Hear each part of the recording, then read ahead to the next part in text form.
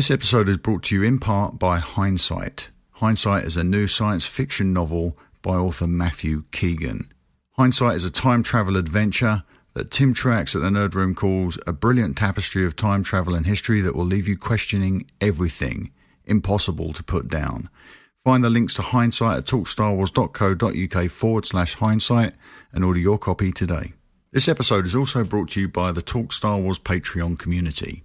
If you'd like to support what we do now and help us expand our programming, head to patreon.com/talkstarwars and become a patron. In return, you'll get an exclusive daily podcast, a monthly newsletter, Facebook Live sessions, priority release podcasts, and monthly prize giveaways and a whole lot more. You'll also get access to our VIP-only Facebook group. This group contains a global community of Star Wars fans that have become dear friends. So head to patreon.com/talkstarwars today and become a TSW patron. This is Talk Star Wars, the official podcast of talkstarwars.co.uk. Hey everyone, welcome back to Talk Star Wars episode 101. I'm Mark. I'm Rob. And I'm Carlos. Yes, we have a guest host. We're very honoured to have Carlos Candido from Tumbling Saber with us. Carlos, how are you doing? I'm doing very well. How are you guys doing? Yeah, fine, thank you. Thank you so much for sitting in at the last minute there. I've said this before. I'm down to podcast whenever with whoever. Yeah, I'm very loose like that. Yeah, we got one, Rob. Yeah. Rob's another loose one, spraying himself all over the Commonwealth. Rob, how are you? Oh my! Yeah, man, I'm good. Did you have good respective Christmases? Yeah, absolutely. Yeah, it was cool. It was hectic. One of those things about when you know, obviously seeing Jen's family, and then my parents don't live together, so we get extra Christmases there. So it's like, you know, it gets pretty hectic over Christmas, but. Yeah. They do. It was still fun. I had a lot of fun. They tend to drag on with just Lisa and I having both our sets of parents are together, but with two homes to sort of divvy up and work and friends. It's just afterwards I'm just thinking, oh, thank God I've got another 12 months to sort of recover. Yeah, you need the rest of the year to recover from Christmas. I'm not sure you're doing this the right way around, mate. Yeah, I know. When I was younger, it used to be a lot easier. We used to go to my father's side on Christmas Eve and my mother's side on Christmas Day, and every year we'd interchange. Now it's a lot harder with kids and the girlfriend, and just Christmas Day I went to my sister's. By the time I finished eating, I was ready for my Christmas coma, but I had to make my way to the brother-in-law's house, like 2 in 1. It's just ridiculous. Christmas coma, or that? Oh no, I can fully relate to that, Carlos. Like Jen's family, dad used to be a chef, and I don't. Every ex-chef I've ever met, I don't know if this is a pathological thing among former chefs, but they always do a massive spread. As a former chef, I would say, yes, it is. There you go. See, that's 3 now. Nice. Makes it fact. It does, yeah. Scientifically. That's empirically proven to be true. Yep. Excellent stuff. All right. Before we get into the show notes proper this evening, we've got to do our due diligence and thank a whole bunch of people. So we're going to put out a huge thank you to our friends Autobahn Kenobi, Jonathan Morales, Adam Marks, who I've just spoken to on Facebook this evening in the live, Adam Bauscher, who joined us just today, and the legendary... Oh, Adam. Excuse me. Sorry. See, there's so many Adams. Simon, I apologise. Simon Bauscher joined us today, and the legendary Rob Williams from Generation X, being all of whom became Patreon supporters in this past few weeks whilst we've been off air. So thank you so much, gentlemen, for joining us. We're thrilled to have you in our community. And welcome aboard. Yeah, welcome aboard, everybody. Also, we've got some new perks coming to the Patreon campaign. I announced this today in Patreon, some top tier stuff. I was looking at our goals. Our goals seem to be like really far off and very, very unrealistic. And I thought I might add a few stages. So I thought we'd celebrate every 100 patrons by giving away a premium item. So I'm thinking, like Carlos, in honour of you and Jars Toy TV, the high-end Lego construction kits. or something fancy, some lovely sort of succulent Star Wars collectible, or an Xbox or a PlayStation, something like that. Every time we hit 100, so 100, 200, 300 patrons and so on, we will celebrate with a huge giveaway. So if we hit 100 patrons in January, February's giveaway will be a premium item. So that's our new thing. And we're going to do live shows every 200, because I've just bought the kit to be able to do live shows. So we're going to have live shows every 200 patrons we hit, and we're still planning to do our later podcasts at the top end there. So Patreon can keep growing, and thank you everyone for your support. Rob, I have a question. You look positioned to ask something. Since we have the videos running in the background, I figured I'd make use of the fact and put my hand up ready to speak for when you're ready. So the current rule, this is just one of those like frequently asked question type things. The current rule is if somebody wins who is a member of the Talk Star Wars show, so say myself or Mark Airy or Paul, who's a patron and a purveyor of excellence. Yeah, I know where this is going. Yeah. That could get expensive. Yeah. So the current rule for those who aren't familiar is if one of us wins, Mark draws again, and that person also wins. Now, theoretically, you could be very unlucky, Mark, and chain that. I could be. Buying half a dozen Xboxes in a single day. Yeah. The rule at the moment is, you're right. If we're doing a draw for something like one of the canon novels that come out sort of so frequently, then I will redraw and I'll double up on the prizes. But when we're doing something unique, like when it's a one-off, I can't double down. So I think we'll adopt the same approach for the premium items. We'll treat them like it's a one-off. Like the Luke X-Wing, the 40th edition Luke X-Wing. If, say, I was drawing for that again and one of the hosts won, I wouldn't be able to double it up. So at that point, I think we'd have to default go to one of the Patreons, somebody that isn't as close to us. And maybe the host gets something for their win, but not to the same degree. Of course, yeah. We'll do something. I think we'll work out the kinks in that off air, maybe, and then we'll announce it once we've come to a conclusion that seems fair. Yeah, that's fair enough. Because I don't want to exclude anybody. Because you guys do as much to support the Patreon campaign as everybody else. I just want to try and make it as fair. I just want to make it as fair as possible. Well, I will share the data with you, Rob, and you can see just who does the more. All right, let's move on. I'm well aware of who does more, and I'm taking them down this year. Okay, I like that. I like friendly rivalry. I do enjoy. Oh yeah, no, I'm going to be rich in spirit as well as the usual. Poor in pocket. Yeah. All right, we're going to give out some more thank yous now to Facebook likes. So Alan Dunn. Alan, you get the shout out you were requesting on Twitter the other day, just purely because you like the Facebook page. Eva Petkova and Marjuan Iqbala, you all like the Facebook page this past week, so thank you so much for the support. And this next thing has really baffled me. So, Rob, I've heard a couple of Commonwealth podcasts mention the service that you provide, in going out of your way to collate all the information from iTunes for all the shows. You get all the reviews and all the chart positions and things like that. Yeah, so basically, to give people an idea, what I do is I send through any notifications I get about one of the Commonwealth podcasts charting in a country. So I'll tell you what, Mark, I did send them to you, and I started getting a lot of dreary nitpicking back from you, so I've stopped. But actually, we charted in about 7 countries over Christmas. I don't know, dreary nitpicking. I don't know if that's true. What I'd said was that you were factually incorrect. You donned your fedora, and you're like, well, actually, right now, not accurate. That was in fact one of the emails you opened with the words "not accurate." I did, yeah, and that's how I pictured you saying it. I was pushing my glasses up when I said it. I'm glad the intonation came across in the way I'd written that. Good. I'm clearly a skilled writer. We've known each other too long, Mark. That's what it is. Yeah. The chart position that you delivered in that email, I went looking to just see how accurate it was. Yeah. Because I didn't believe it. Because it came back that we were something like 86, I think, in UK. 64? Oh, was it 64? Yeah, 64 sounds right. So now you're the inaccurate.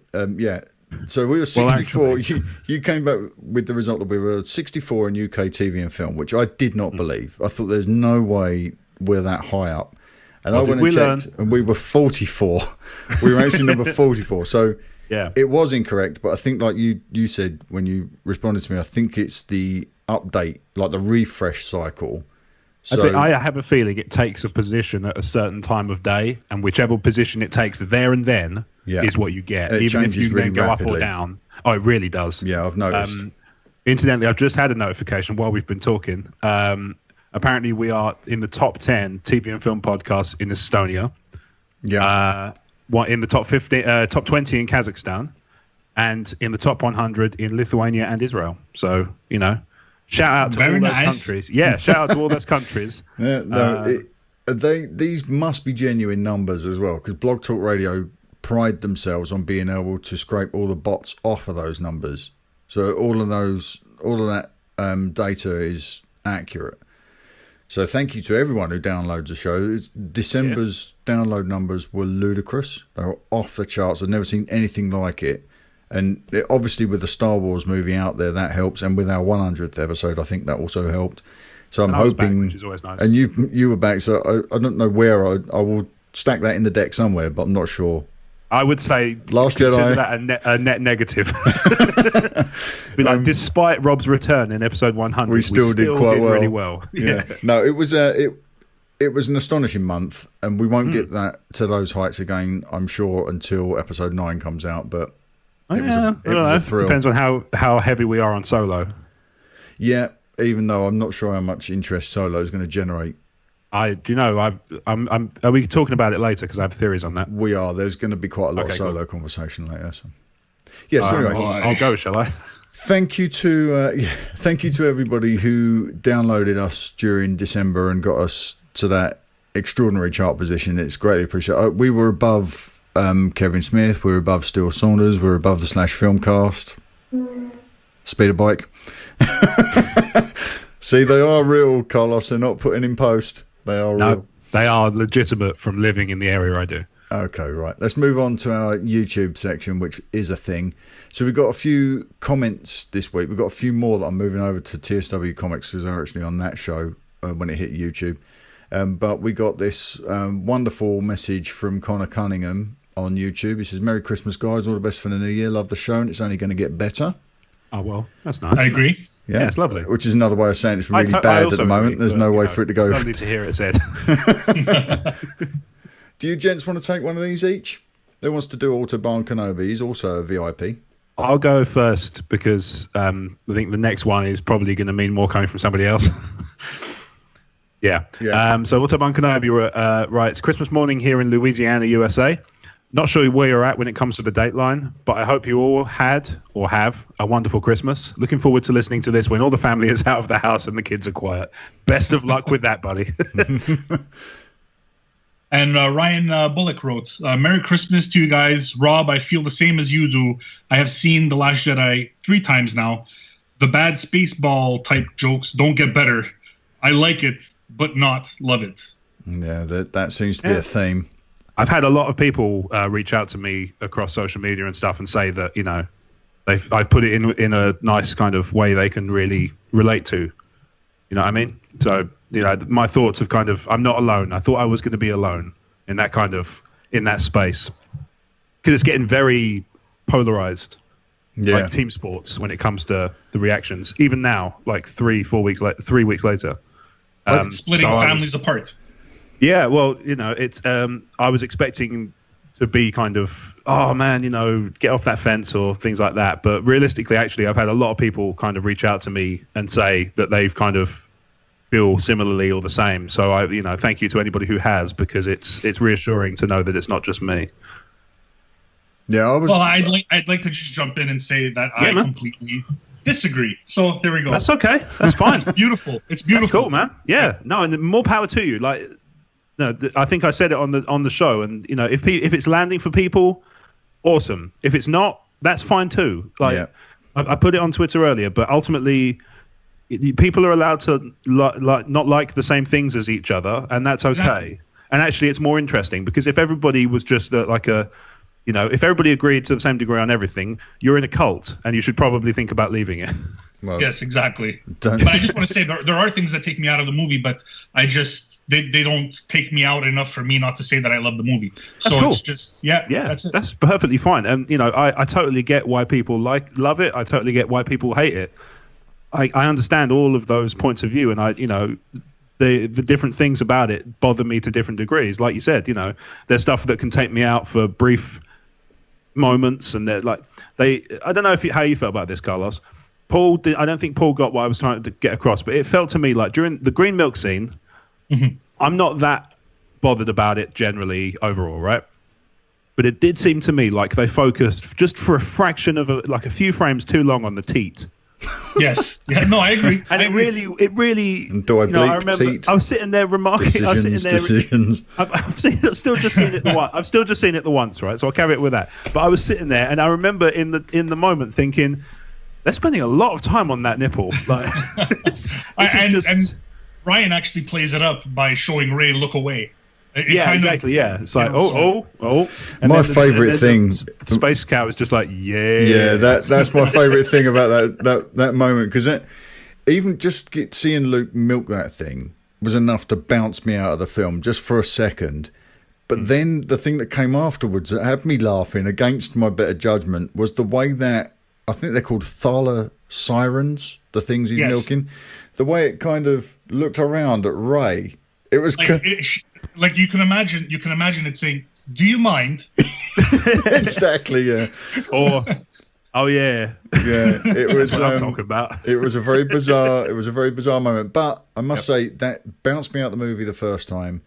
The third time I saw it, I took Lisa to see it. It was the first time I saw it with an audience, and I really did enjoy it. And none of that stuff worried me at all. I skated straight over it that time. That's cool. I got lot out of the movie on the third viewing. Yeah. Again, like I say, you know, what I was pleased about is nobody's come to me saying like, why do you hate the movie? Because I made it very clear that I don't. Yeah. But, you know, I was worried that, like I said, everything's very polarized. So I was worried that people would listen to it and go like, he doesn't love it as much as I do, therefore he is a hater. Yeah, they are the positions being taken, but the internet's famous for that, right? Yeah. Well, you know, to be fair, if it can make me internet famous as the guy who thought it was fine, then whatever. Yeah, it's a weird thing. It's a weird hill to die on. Whatever. Yeah. All right, so we're going to move into our review section, and our first entry in listener comms this week is a review of sorts. So, Rob, I'm going to let you tackle that one. Right, nice. But first off, don't forget that you can take advantage of our Ron Burgundy policy. That means whatever you write in a 5-star review, we will read verbatim, as long as it's clean. So if you want to promote something like your own podcast or a blog, that's where to do it. We got a 5-star review this week from somebody named Mino Franco, who's just proving that he actually isn't a Mino. He says there's something soothing about hearing English accents chat about Star Wars. Good show. I'm really glad you feel that way.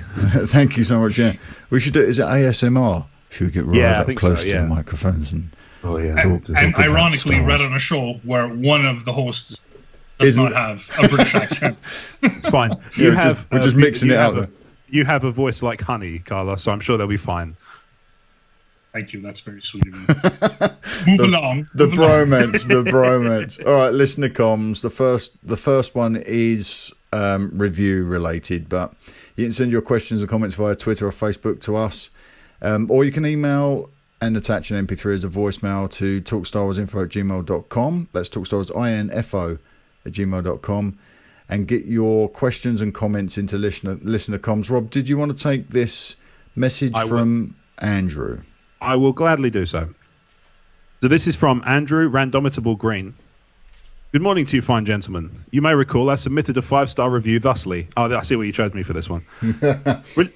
Brilliantly shambolic, or shambolically brilliant, by their own admission. Seriously, though, these three guys are properly passionate about their Star Wars. Their style is well-informed, yet often tangential, and simultaneously diverse, yet bang on the pulse of both the modern and classic fan. Yeah. Appointment listening for sure. No sign of a certain point of view here. Move along. Upon reflection, I wish to retract this, as it is wholly inaccurate. Instead, my review is as follows. Don't be fooled into thinking that a bunch of blokes in their respective man caves can produce only an amateurish ramble. Nothing could be further from the truth where Talk Star Wars is concerned. While it's natural for people to speak with passion on the subject, it's not the case that we're dealing with overly enthusiastic individuals blinded by or riding on the coattails of the hype associated with their chosen subject matter. Stepping lightly through the assembled throng, we have a healthy mix of the deeply enlightened, the curmudgeonly and the naked. No names, no pack drill, though. What? What's a pack drill?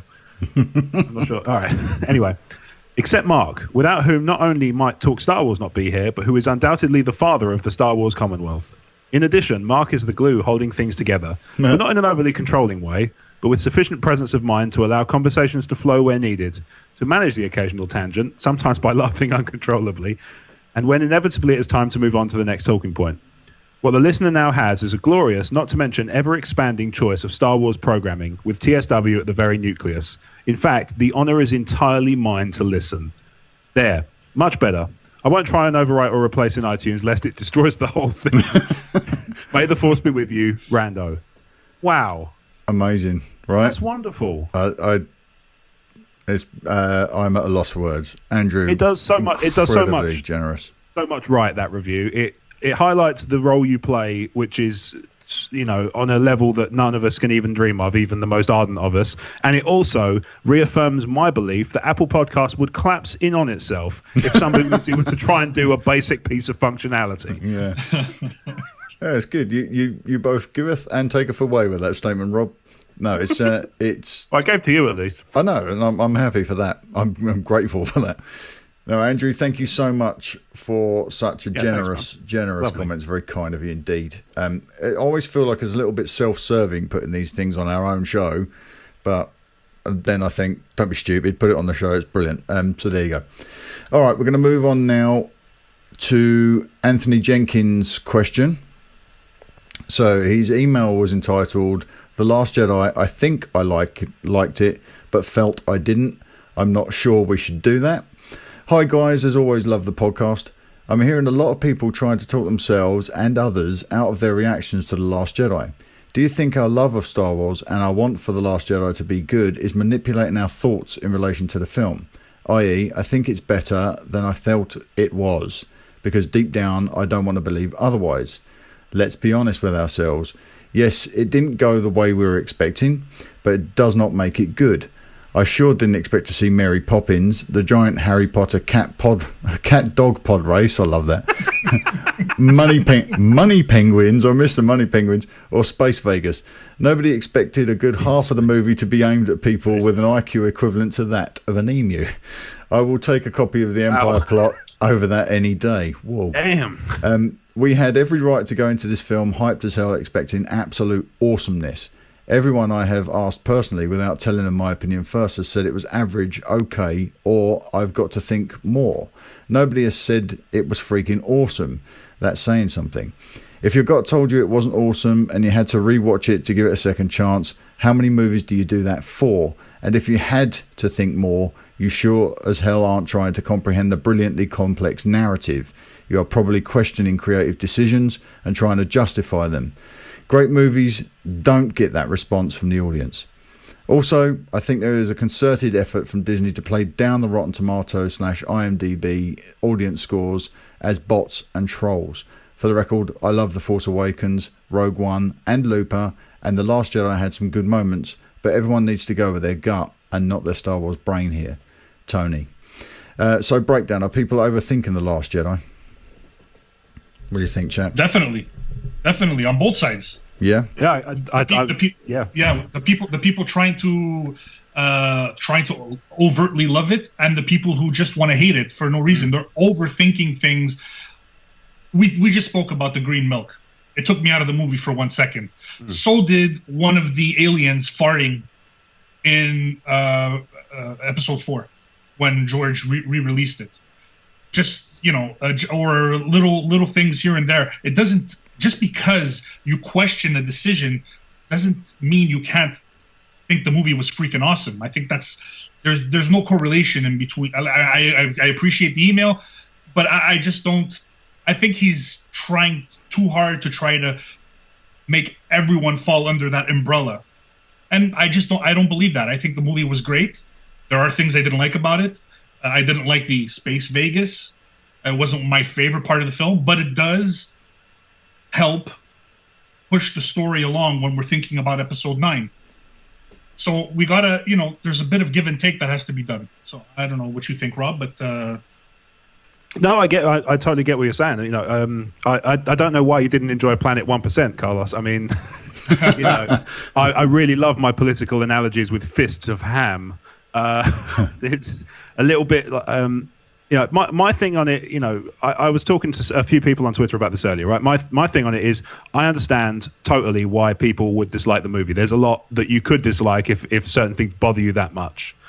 And I also get why people would love it, like yourself, Carlos, because there are things that if you're into that sort of thing, there's amazing moments in that film, right? And I think the second hour of that film is some of the best ever bits of Star Wars. There's some in there. It's unfortunate for me that the first hour of it has the opposite effect, where I think it's got some of the worst. But I think overall it averages out pretty good. So I like it. I didn't love it. But that's okay. Like it doesn't take my opinion of like, didn't love, didn't and shouldn't and doesn't detract from your opinion, Carlos, or yours, Mark, because you're allowed to like things distinctly from me, and that's okay. Like this is what's lost from the discourse is this kind of the second half of that sentence, and it's okay. It's okay for people not to like things as much as you do. It's okay for people to hate things and and for you to love it. It doesn't take anything away from your experience if somebody else doesn't like it. What I'm really sick of, and I said this is another thing I said, if I ever step away from Star Wars, it won't be the movies that do it. It will be the fandom. Because I've never known a fandom that's so determined to hate each other. I don't know. I've never seen anything like it. But this is the thing: nobody's opinion on this movie is wrong. That's just reality. That's I've got it here. That is not how opinions work. I made this, so it's Han berating Finn. That's not how opinions work, and it's been really good shorthand for Twitter conversations because it's a lot easier, even with the new character limit. It's a lot easier to articulate my thoughts that way. There's a couple of things that bug me about it. I agree to a point with what Tony's saying about the Disney kind of playing down the Rotten Tomatoes stuff, but I do think the thing for me is I deal in nothing is black and white. And this is one of the things that kind of I would have wanted from the film was a bit more of that balance. And by the end we didn't get that. We got a straight kind of good versus evil story, which is fine, but not what I was hoping for. But it's absolutely obvious and true that there are some people trying to tank the review score. There are also people who are making a concerted effort to put it as high as it can possibly go. I am under no illusion that either of those crowds are the majority of that side of the audience. So I don't think for a second that the people trying to tank the review score are the majority of the people who didn't like the film. I think it's a small group of, it's probably a relatively small group of people who are making a concerted effort to tank the score. Because and it happens with a lot of movies. The difference is, normally, those audience scores drop like a few percent.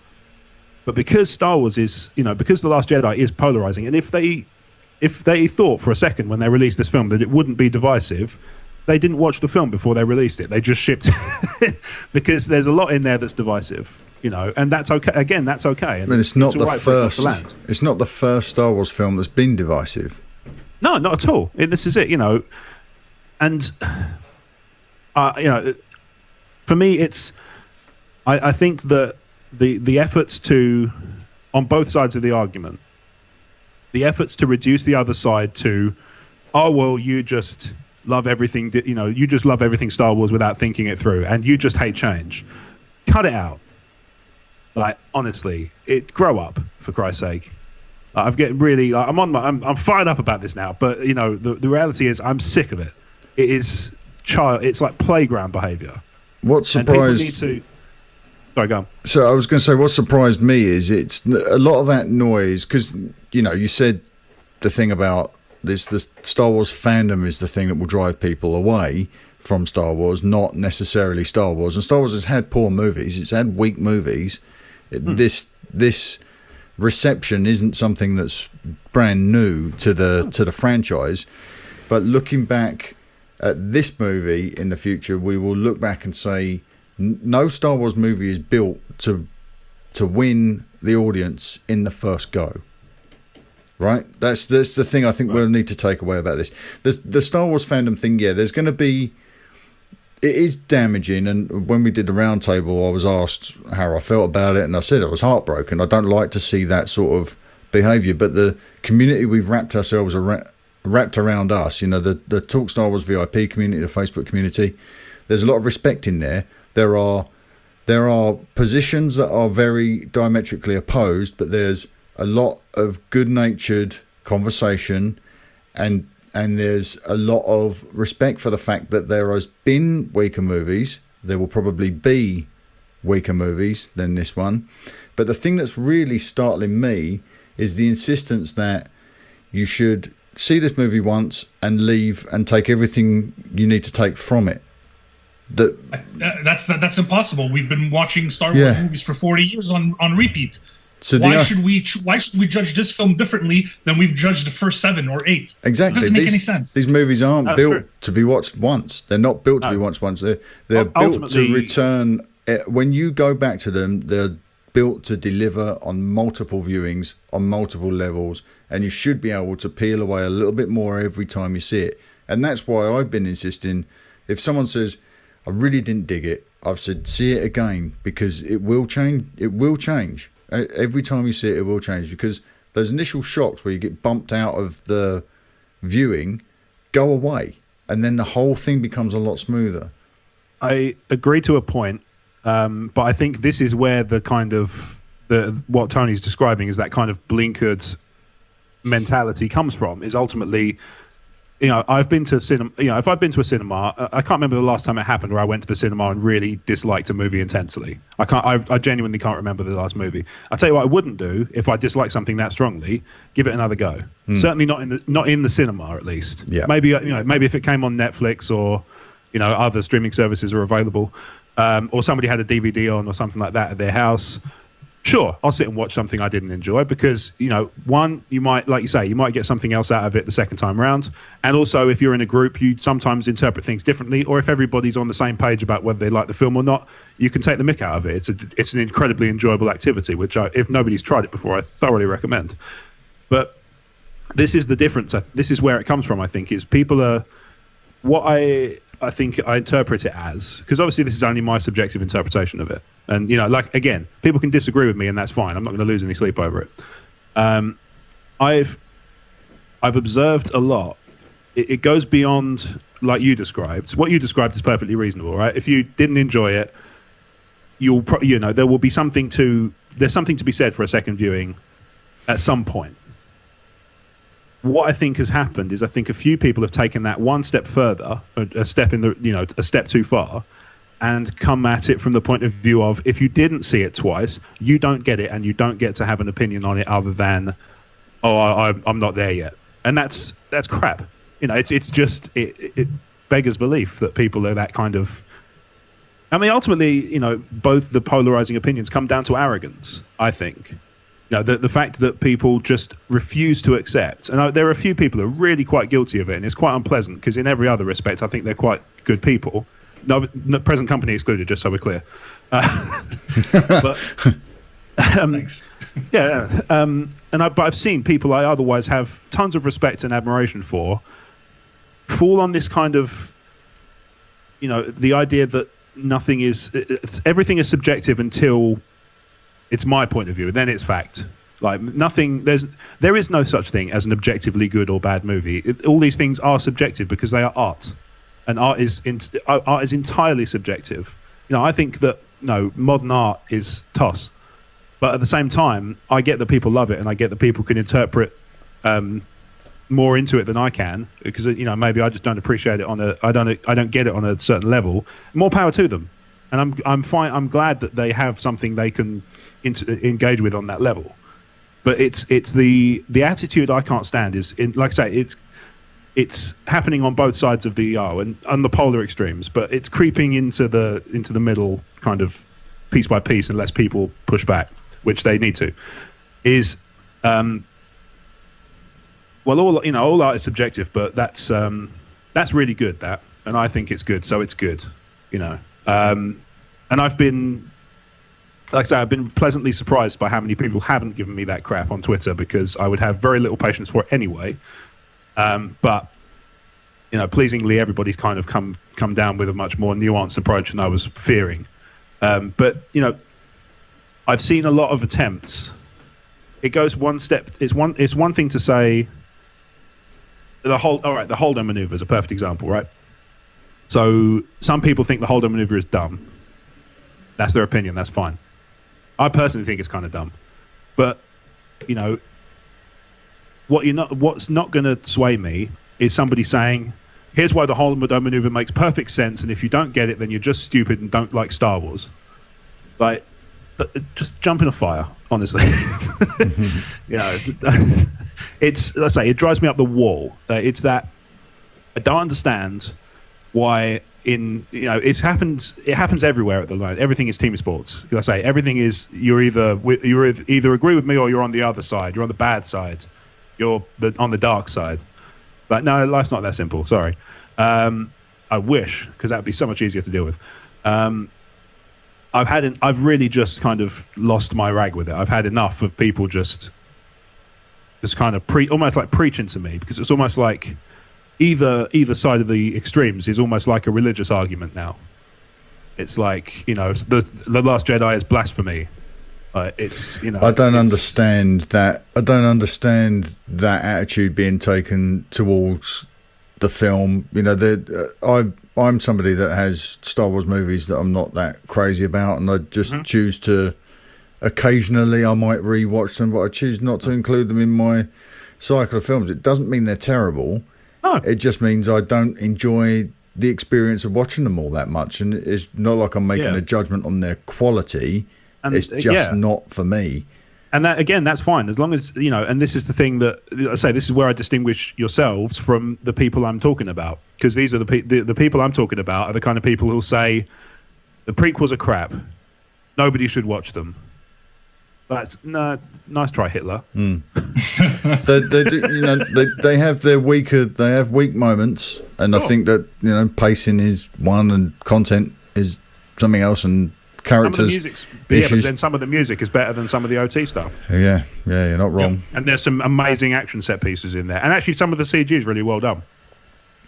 Yeah, they are hit and miss, but some of the great parts, the parts that I go back to, let's say in Revenge of the Sith.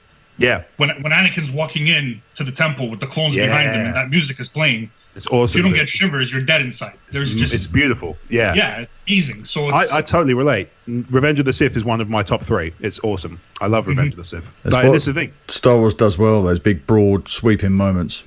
Yeah, totally. And this is the thing. Just because Episode 2 is my least favorite doesn't mean I don't like it. It just means I like it the least out of all the Star Wars films. Exactly. If you were to ask me to rate it in the grand scheme of movies I've seen, it would be very complicated. But Star Wars is broad enough that you can kind of isolate it into its own category anyway. It's like superhero movies. Like, if somebody asked me to rate my superhero movies, I could give you a list, but they would be all in relation to other superhero movies. Exactly. Very unlikely, apart from maybe the Batman Begins, because I really, really love that film. But otherwise they all kind of I would isolate them for the purposes of comparison. I can't do a simple, best favorite movie of all time, because it's such a. That's why I don't like to stack rank or point out movies, because it is so subjective and it often doesn't make sense. So when just after The Last Jedi was released, when I did my stack rank of it was based on which ones I would watch if I had the opportunity. That's how I decided. And I can't say that there are more poor moments in The Last Jedi than there are in The Phantom Menace, or The Phantom Menace is better than Attack of the Clones. It just depends on whether I want to watch them, not judging the minutiae against each other. But I do, reading Anthony's or Tony's question about people talking themselves into liking it and things like that, I think I've seen that too. Yeah, I think there's some merit to what he's saying. I think that there is there is some of that in there. I know, you could probably look at my experience with the movie and suggest that that's case in point. But I was taken out of the movie when I first saw it, and the third viewing completely enjoyed it, because those elements that bugged me didn't bug me anymore. They didn't shock me. That's why I think you're probably better off giving this film a second chance. If it's something like, if you go and see Twilight and you come out of Twilight and think that was cack, you're probably not going to think any different the next time you go and see it. I'm not sure how many levels that film works on.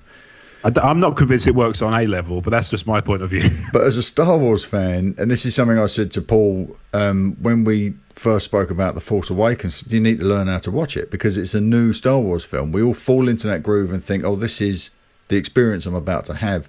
And the minute it bumps you out of that experience, it's confusing and you're disoriented. But I think that once you watch the film and you know those moments are coming, it becomes a different experience altogether. And then you're better equipped to sort of absorb some of the other more quality elements that you may have missed before. I understand. Like I say, I do understand the approach of give it a second go. My thing is more, you shouldn't feel compelled. No. If something really didn't land for you, it's unlikely that a second viewing is going to change things. If there's fundamental stuff you find objectionable, I say the reason I've not felt compelled to go and see it again so far, I say that may change, is because the stuff that bothers me is still going to be there in the second viewing, and it's not going to be a surprise anyway. And actually, the surprise of it wasn't what bugged me about it. It was the thing itself. Like I've met one person who likes Space Layer, and I'm pretty sure they like it ironically. I'm not convinced. But ultimately, again, if somebody likes that, then fine. It's just what drives me up the wall about this is this kind of bully pulpit tactic, and I'm actually quite surprised and a little bit disappointed about how many people closely associated with Star Wars who make their money from it in some form are being really snotty to people who are fans who just didn't land for them. Again, it's just like, grow up. You know what I mean? It's really, it's it sounds crotchety and old man thing to say, but I think social media is a big part of why it's bad. Yeah, you are right. When people see a bundle, they can't help but jump on a lot of the times, can they, just to get a few blows in. And some people are treating this as sport now, I think, to sort of take pot shots at this. But if you are a Star Wars fan and you do consider these films to be a significant part of your life, like we do, they're significant. We all spend hours recording podcasts and making videos about these movies. Even if The Last Jedi drops to the bottom of your list, it's still something that you'll have in your life for a long time that will reward on multiple viewings. So, should you be trying to brainwash yourself into liking it? No, not so much. Do what we all do and accept that, it's one of the movies I like the least, but it's still a lot better than many movies that get made. A lot of movies that get made, to be fair. Yeah, it's just, let's say, the main thing that bothers me about it is this attitude of, oh, well, if you like it, you must be this, and if you don't like it, you must be that. If you love it, you must be brainwashed. You must be a Disney shill. If you hate it, you must hate change and be, I don't know, bigot. What do they throw around now?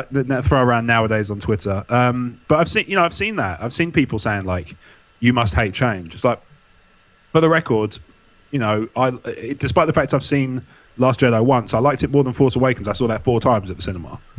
I feel like Last Jedi is a better film, but at the same time, it just didn't land for me the same way it has for everybody else. And again, that's fine, and I'm glad that people are loving it. And I am disappointed if people are really, really not gelling with it. But at the same time, that doesn't detract from my feelings on the movie.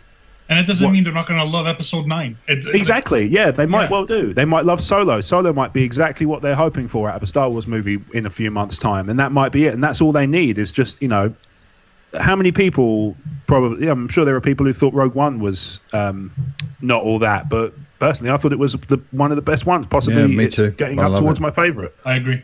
Yeah. If I was a doctor, my prescription would be give this movie the same chance you've given one of the prequel movies the same chance. So if you watched Attack of the Clones 3 times and said it's shit, then maybe you should watch this one 3 times and give it the same chance. Or don't. But you don't have to. You don't have to make. Fair enough. It's not that big of an issue. Yeah, no, you're totally right. This is it. Ultimately, these things will. Opinions of movies change over time as well. It's not as hard and fast as I disliked it once, therefore I will always dislike it, or vice versa. You might love something once, and then over time, the next time you watch it, you're just like, why did I like this movie so much when I saw it last time? I had this with Max Payne. I went to see it at the cinema, and I came out of it going, that was awesome. And the next day, I kind of reflected on it, and I was like, no, it wasn't awesome. I was really glad it wasn't crap, and it was fine. That took a day, and it changed my opinion on it. Kind of changed drastically. I felt that way with the movie Seven, Brad Pitt's performance at the end. When I first watched it, I'm like, that's so unbelievable. But having gone through devastation in my life at certain points, I saw myself in that character, and I can appreciate that performance more now than when I first saw it when I was 16 years old. Yeah, it's amazing. I love it. All right, I need to watch it again. I've seen it in ages. That's we're 45 minutes in, and that's one question down. We're gonna jump over to a couple of voicemails now that we've had sent in over the past week or so, and this one is we got 2. I know it's only 1 on the thing, but we had this message from Kyle at Tumbling Saber. Hey guys, Kyle at Tumbling Saber. Just wanted to drop in here quickly and wish you all congratulations on 100 fabulous episodes of your amazing podcast and your amazing community and all the stuff that you guys have done for Star Wars fandom in the last couple of years. You guys are tremendous. You do terrific work. I'm honored to be a part of this Commonwealth with you guys. It's a privilege to be able to stand shoulder to shoulder with you guys in this podcasting jungle, and call you friends. Geez, if I had to call out some great moments, there have been many. I keep going back to the Avatar-ed episode of After Dark Side. That was just classic stuff. I wish everybody could hear that, and they should hear that, because that was just you guys in a nutshell, and it puts a smile on my face just thinking about it. So anyway, that's it. Enough of me rambling. Congratulations again. You guys are just so good at what you do. Mark, you work so hard, and every accolade that you get this day is richly deserved and probably isn't enough, sir. So congrats again, and I look forward to 100 more Avatar-ed episodes of the Talk Star Wars podcast. Thank you, Kyle. I appreciate it. Thank you. Yeah. Thanks, man. Thanks. The boss's voice, Carlos? That's right. Yeah. I can't escape it. You can't escape when you're guesting on another podcast. Even next week there'll be a voicemail saying, "Give us back Carlos." Yeah, don't let it back on. So that's one of the fathers of the Star Wars Commonwealth who sent in a message for 100. Unfortunately, the 100 was mixed and loaded by the time I received that from Kyle, so I couldn't do much with it on the day. But too good at this stuff. It's too quick. I have to get it turned around, especially that time of year. So that was swiftly followed by this rather subversive take on a congratulatory message. Hey everybody, it's Rob Williams from the Generation X-Wing podcast. I just wanted to give you guys a happy 101st episode. Yeah, sure, everybody gives you the 100th episode, but I'm giving you the first one of the new century. So happy 101st. And I wanted to make sure I do this right by giving every member of Talk Star Wars the attention they deserve. So to you, Mark, Paul, Naked Steve, Other Rob, with everything at the bottom of my heart, with every ounce of metachlorians in my body. Yes, that one's for you and Steve and Paul. Every ounce I give to you a heartfelt thank you. But honestly, I am very thankful for what you guys not only put out on a weekly basis and sometimes almost a daily basis. I'm also thankful for all the hard work you guys have put in to the Commonwealth. And if it wasn't for you guys, it wouldn't. We would not be where we are today. And I appreciate all the hard work. Very thankful, simply put. And other than that, cheers to 100 more, I guess, or 101 more. 101 more. That's what it is. So thank you very much. Talk to you guys later. Long live the Commonwealth. Beautifully done. What a superstar, other Rob. So there's not even top two. I don't know why he thinks I'm even other Rob, because Rob Cask is far and away better than I am. I like the dramatic pauses also. It's kind of reminiscent of my my voicemail in episode 100. Yes, he's a good man, is our Rob Williams. He doesn't give himself enough credit. He's another founding member of the Star Wars Commonwealth. So without those two chaps, we wouldn't have this thing up and running. They work really hard at this thing. So very generous comments, chaps. Thank you so much. Right, we got a message from Arthur Crouch. Who wants to take this one? I'll go. Yeah, Carlos, take it, mate. From Arthur Crouch. Hello. I just saw my second viewing of The Last Jedi 2 weeks after the release. I knew I would see it again, but was not rushing off. Like many, I left the movie numb with the experience I just had. I saw it with my two kids, ages 9 and 13. They were elated with joy at the end. I had many emotions, but elation was not one. Confusion and bewilderment were my reactions.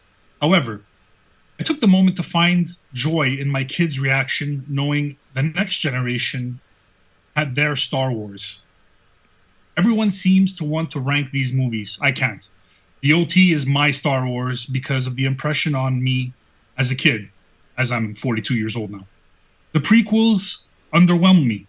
I don't even think I saw Revenge of the Sith in theater. How dare you, sir? But there are those who love those movies, and that is their Star Wars. I feel all the spoilers and speculation for 2 years leading up to this movie took my enjoyment and ability to lose myself in the universe away from me. I look at my kids and I find some jealousy that they could still do that. I came home from my first viewing and immediately looked at reviews and podcasts and found myself conflicted even more. Am I supposed to like this movie? Am I feeling bad that I feel this way? For 2 weeks, I struggled with emotions and what to think and how I really felt. The holidays and work made it difficult to get that needed second viewing. Finally, tonight, I saw it again. I was able to watch the movie and appreciate it for what it's worth and not overanalyze every frame. The movie was better, and I can say I enjoyed it much more. I have heard so much negativity about the movie, even from those who liked it. Thanks for your candid remarks. Thank you for sharing your struggles and talking them through. They have been therapeutic to those who are feeling their way through it. I hate to admit it, but Steven's initial reaction gave me the best feeling that it came from one who could be a Star Wars pessimist and enjoy the movie. I want badly to be able to have that feeling of pure joy and elation again. I have learned that expectations are the killer to that experience. So many talked up the Rian Johnson and Last Jedi hype train that there was no way I could have met what I wanted. I now have to learn to manage those expectations so not to distract from my new Star Wars experience. Thank you for my therapeutic rant. And Mark, you can paraphrase if you want to use this on the podcast. Thanks, Arthur. We do not paraphrase, sir. We go verbatim. Yeah. Word for word, sir. You know this. Once you get a section on the show, that's it. So, yeah. Only write what you want read, because we will do it. That's the old Ron Burgundy of it all. I'll do it. I'm crazy. I think that's really cool that he sort of showed some appreciation for the candid remarks. So it's not, like going back to Andrew Green's comment at the start, the fact that we're not just going to sugarcoat this stuff because we're a Star Wars podcast and we want to be in anybody's good graces. We are going to be honest. And I thought it was very interesting that it was Stephen and Paul who came out and said, love this film. And you and I came out thinking, I'm really not so sure. I stood there with Omar and we had a couple of friends and other halves with us and stuff. And me and him stood there for like 15 minutes going, I don't know what I feel. We were so confused by this, and it took me a long time. It was the following morning before I even had a handle on what was going on.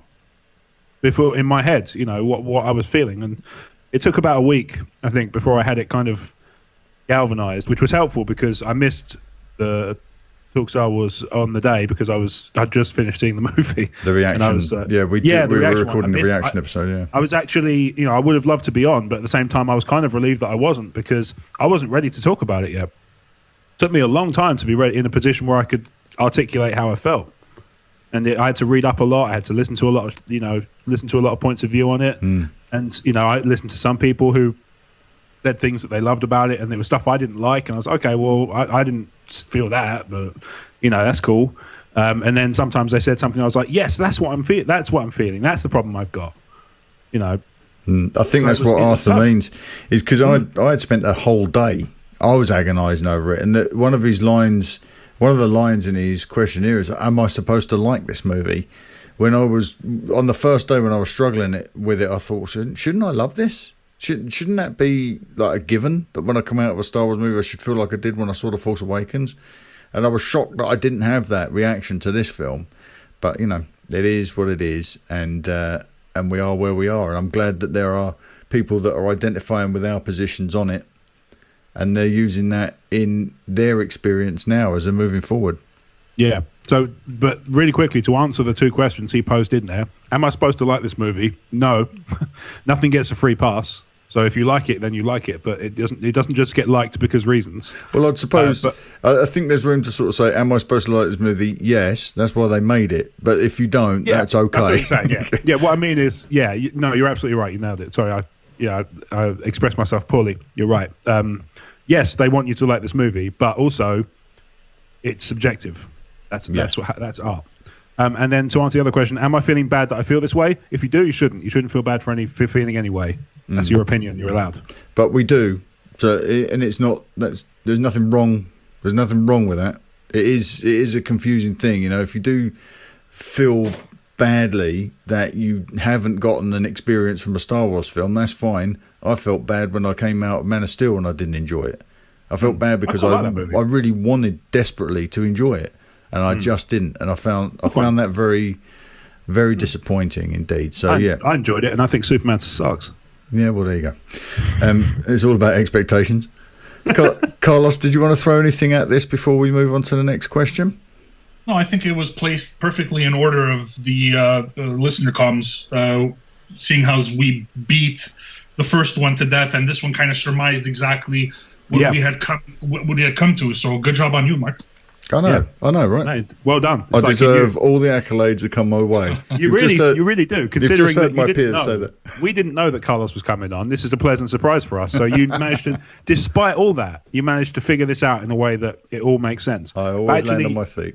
But actually, Carlos, you're absolutely right. A lot of this stuff just kind of nails down the stuff you were talking about before, right? Mm-hmm. It's fine. Everything's fine. We're all fine here now. Thank you. Move along. Rob, do you want to take Jaden's question? I'd be delighted. Oh, let me just say before you do start, Jaden, I'm hoping your name is Jaden. I'm taking it from the email address because there was a lot of letters in there. So I've broken it down in a way that makes sense. So Jaden, I hope that you are Jaden, but you didn't sign your email, so I'm unsure how you want to be referred to. So all right, go for it, Rob. Okay, so the artist believed to be known as Jaden writes, hey guys, I want to get your thoughts on a few things related to the future of Star Wars. Question 1. Having seen The Last Jedi several times, it's become more and more evident to me that Rian Johnson's vision for where this trilogy should go was quite different from JJ's. Even though I like The Last Jedi, it does feel a bit counterproductive to what TFA set up. Do you think that in the future, all Star Wars trilogies should be done Lord of the Rings style, with all 3 stories completely written and directed by the same director? We want to do these one by one? Yes, mate. Yeah? Okay, so what do we think? I don't, because if that's the case, you don't get an I am your father moment. Because George Lucas took the time after the first one to write a better story, and Lawrence Kasdan and that whole crew, right? So I think it's difficult. It was a lot easier with Lord of the Rings when you already had the source material to write the story. For Star Wars, I don't think it could work. I thought of this myself in the past. So I just don't see how you'll get the best Star Wars that way. No, I totally agree. I don't think it should be.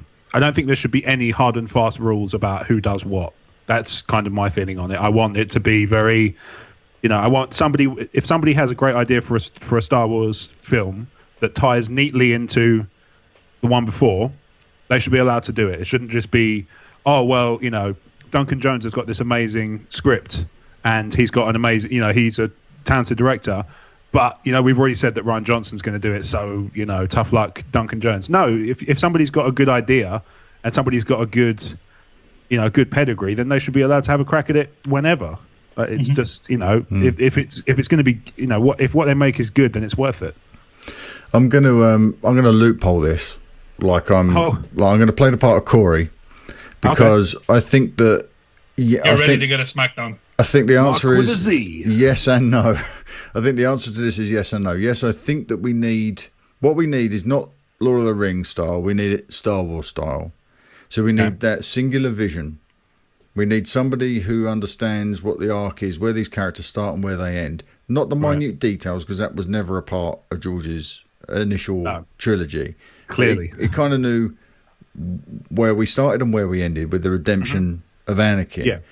And then you had many creatives in there. So you had different writers contributing and different directors contributing and wonderful producers and that amazing composer. That's what we need, I think, for this trilogy, and we didn't get. There isn't a singular vision. We know where Rey starts, but we don't know where Rey ends, because there isn't an umbrella story. There isn't even an umbrella theme for these characters. Ryan has said quite publicly, he spoke to Spike Jonze last week and said, I've passed the baton to JJ. It's now up to him and Chris Terrio to decide where this goes. Yeah. So they haven't said this is how this trilogy ends, get there. And what you want to do in the middle there is up to you.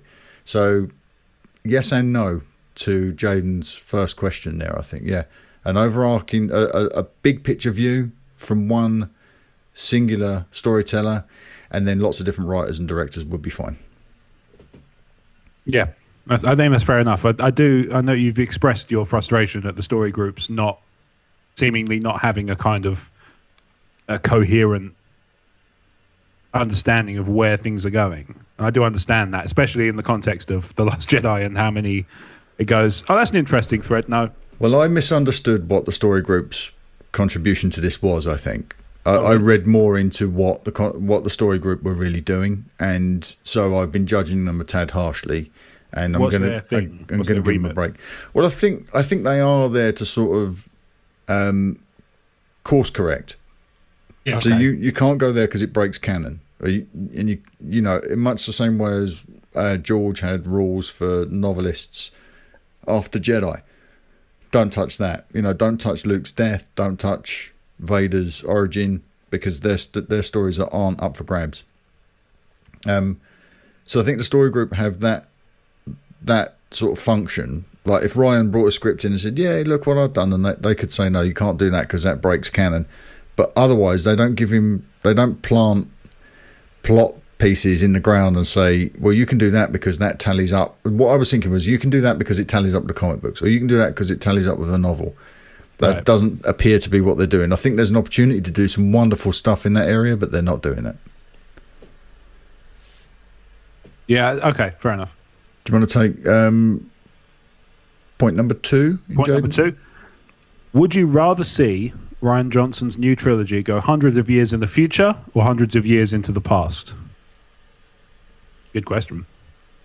Right, I'm gonna answer this very quickly and in an awful way. Can't loophole this one. There's binary. No, it's going to sound a bit dismissive, but please, Jaden, it's not meant that way, and I mean no disrespect. I don't care where he sets it as long as he tells a good, compelling story. Fair enough, Carlos. I could be sold on either. Yeah, fair enough. They just have to sell. They just have to sell the vision. Yeah, no, I'm good with that. Personally, of the two, I think, to be honest, going into the movie, I thought it would be more entertaining to see him do something in the past. But now I'd like to see him do something in the future, to be honest. But not hundreds of years. I'd quite like to see him do something kind of either something in a small space that already kind of is there, like between Jedi and Force Awakens, there, or somewhere after The Last Jedi, in a different place. Like 10 years after or something. I don't want to see him go hundreds of years in either direction. I'd like to see him go sort of 10, 15 years either side. But again, Carlos is right. I could be sold either way. But it's interesting. Yeah, it's interesting how when I went into The Last Jedi, I was expecting more explanation of the past. I thought he would then go on to develop films that flesh that out even more. But actually, that's not what happened at all. No. He seems to be really enjoying the fact that, and not in a spiteful way, but he seems to be getting a lot out of how the future of Star Wars is unknown now, and we can't predict it. And he finds that really exciting. Even he doesn't know where 9's going, and he finds that exciting. And you got to applaud that. I mean, that takes some balls, doesn't it? But isn't that true that's true of every film before it comes out, isn't it? This is another one of those moments where it's like deep. We're maybe attaching depth to it that isn't there. Yeah. Sorry, go on. So I was going to say Star Wars is subject to some different rules. Mm-hmm. But it feel like, I think you're right. I think, especially with trailers and stuff, they tell you so little about the movie that you go in and you almost feel like everything's a spoiler. Yeah. You don't want to tell anybody anything about the film because they don't know anything about it when they go in. Yeah. But I think, saying last on episode 100 about how people were making out that it was a very smart, very deep ending, but actually what it was a binary good versus evil, and all the depth that had been alluded to had actually just been scrubbed. Yeah. It feels like it's attaching that kind of level of depth that isn't actually there. Nobody knows what's going to happen in episode 9. Nobody knew what was going to happen in episode 8, and actually most of the predictions were wrong. Yeah. So nothing's changed. No.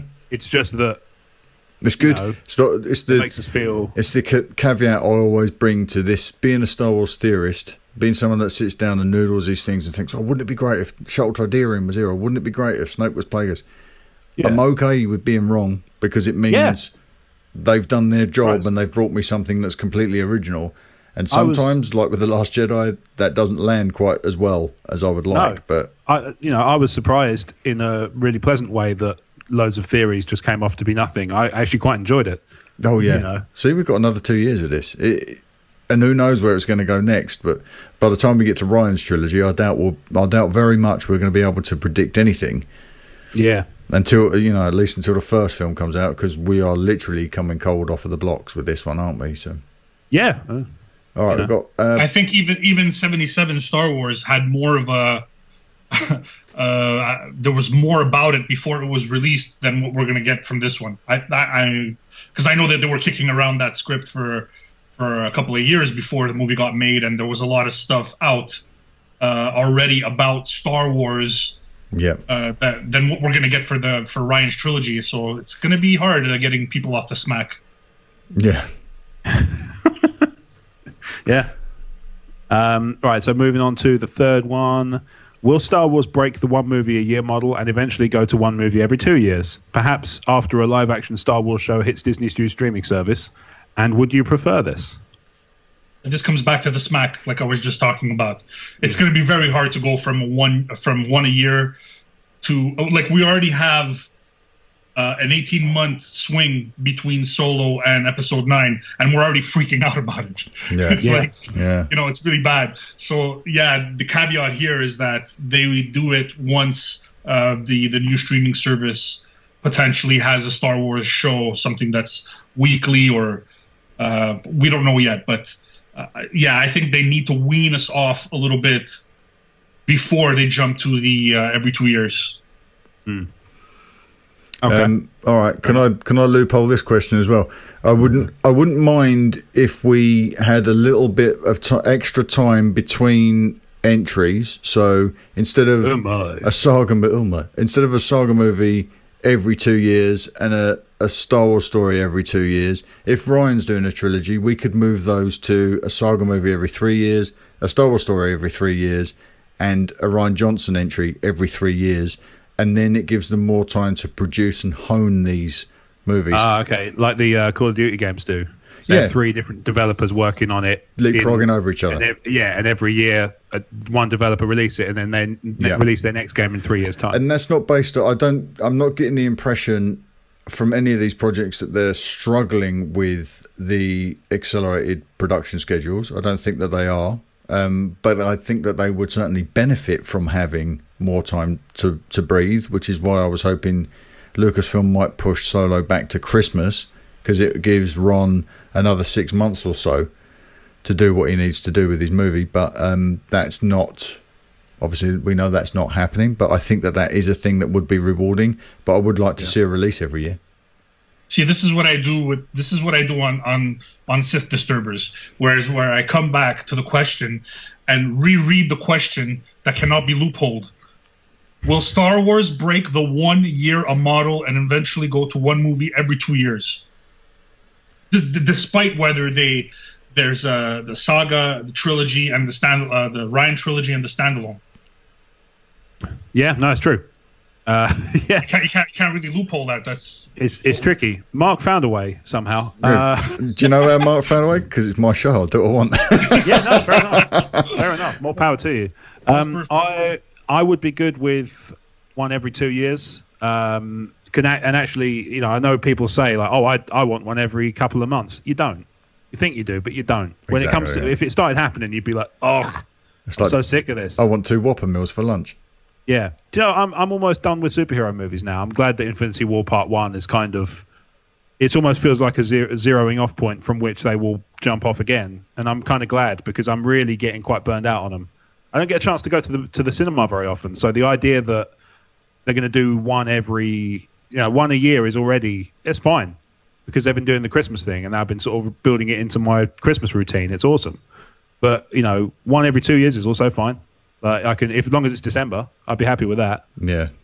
So as long as it's kind of planned in a way that still, December has gained for me. It's kind of elevated December, because December's usually quite a busy month anyway. But it's also quite like the weather's starting to turn crap, and God, it's so depressing. Everybody starts being less free. So especially if you're like ourselves and have kind of creative endeavors that require other people, you start finding they're harder to get hold of for these things, and that's annoying. And so December has historically been a source of frustration, but now it's when it's had a Star Wars movie kind of added into the mix, it sort of it adds something to the month. It it gives me something else to be excited about besides I'm going to get to see my family. I haven't seen this person in ages and stuff like that. You also get like, oh cool, and there's that Star Wars movie. So as long as they keep to December, they can release as often as they want, and I'll be happy. Yeah, this coming Christmas is going to be really weird. Yeah, this is it. We might have to just do some sort of marathon or something. Yeah, well, we'll do that. Rob Carson and I sort of planned that retrospective series to sort of give us some material because as content creators, as Star Wars content creators, is going to be a drought for 18 months. It's going to be very difficult. That we know of. They might announce some TV thing. There's always the possibility. There's always stuff there might be stuff to talk about. It's just we might have to. The Star Wars Episode 9 news might be a little thinner in terms of how much is there and how much we can, But we're mad speculators. Oh my! Yes, and we speculate everywhere without warning and in public. So I'm sure it'll be fine. Jaden, thank you so much for your question. I hope to hear more from you, my friend. Let's move on to Jared McIntyre. This only came in today. He says Paul had a line in the 100th episode, something like, "Don't let the film get in the way of the story." After The Force Awakens, I had an amazing time listening to the audiobook of the movie, so much that I went back and listened to all the prequel audiobooks in order. The recording of Revenge of the Sith completely blew me away, and that was the first time in my fandom. And for the first time in my fandom, I looked past the films to the story, rather than consuming the movies. I went from being indifferent about the prequels to appreciating them in a whole new way. I know it's cheating, but I include Revenge of the Sith audiobook in my rankings from time to time, and it's high. Very high. Little K2, good. little It's very K2SO thing there. It's good. It's very good. I hope The Last Jedi audio book and novelisation come out on schedule, because initially I think this film gets in the way of its story. I need a second viewing to let the story sink in. I can't wait to gain an additional perspective from these novelisations. For the record, I love The Last Jedi. Jared, currently frozen in southern US tundra. Jared, okay, let me just kick this off with a bit of an update on The Last Jedi audiobook. I don't think it's happening. I had a message from Audible saying that it had been postponed indefinitely. Yeah. So it's not a good sign. At the moment, you can add it to your wish list, but it's a 1 minute long audiobook, so don't expect much from that. Nothing goes the way you think, and it's fine, and you're meant to like it. Da, da, da, da, da, da, da. Yeah. Go and see the film again. That's all it says for like a minute. Read by Mark Thompson. But Jared, thanks to your reaction to the Revenge of the Sith audiobook, that is my January. That is my January download. You will not regret it. Mm-hmm. It is superb. It's absolutely brident. I think it's Jonathan Davis as well. He does really good. Yeah, I like Jonathan Davis has got one of those voices that's perfect for anything dark-sidey. He does the Bane trilogy. He does a lot of the sort of dark side stuff, like the Maul book. Is it Lockdown? I think it's called. Star Wars Episode 3 is Jonathan Davis, yeah. And actually he does Rogue One as well, and he's really good at that. Yeah, and I had that. Blimey. Yeah. Where did Mark Thompson disappear to? I don't know, but Jonathan Davis is fantastic. But what do you think of, I mean, this does go back to what we've already discussed a bit already this evening, but what do you think of Jared's comment here that The Last Jedi, the film gets in the way of its story, Carlos? Yeah, I think there is an overall story that might get lost with the things we see on the screen previously in the movie. Like people saying, "Oh, Luke is supposed to be the greatest Jedi of all time." I think he proves it in the end, and we don't really see it because we're blinded to the fact that he's so broken at the beginning of the movie. But he comes, just the fact that he smiles when he's looking out at the binary sunset, and he becomes one with the Force. Just proof of how awesome he is as a Jedi. He's like the ultimate Jedi Master. It just took Yoda to smack him on the head a little bit for him to realize what he had to do. So I do agree that there is something to that. There is something to the fact that the film might get in the way of the greater story. It's quite insightful. Rob? Yeah, I don't really get it as a. It's not a criticism, is it? It's just as a point of view, I don't really see that. But then mileage may vary. Yep. and that's okay. Yes, exactly. Yeah, no, I think I think that Jared's point, it echoes my own experience very much, so that I do think that some of the stuff we were seeing in that movie prevented me from connecting with the message that I was supposed to be taking away from this movie, or even just the experience that I was supposed to be having at that moment, because some of these things, like I was saying earlier, bumped me out of that experience.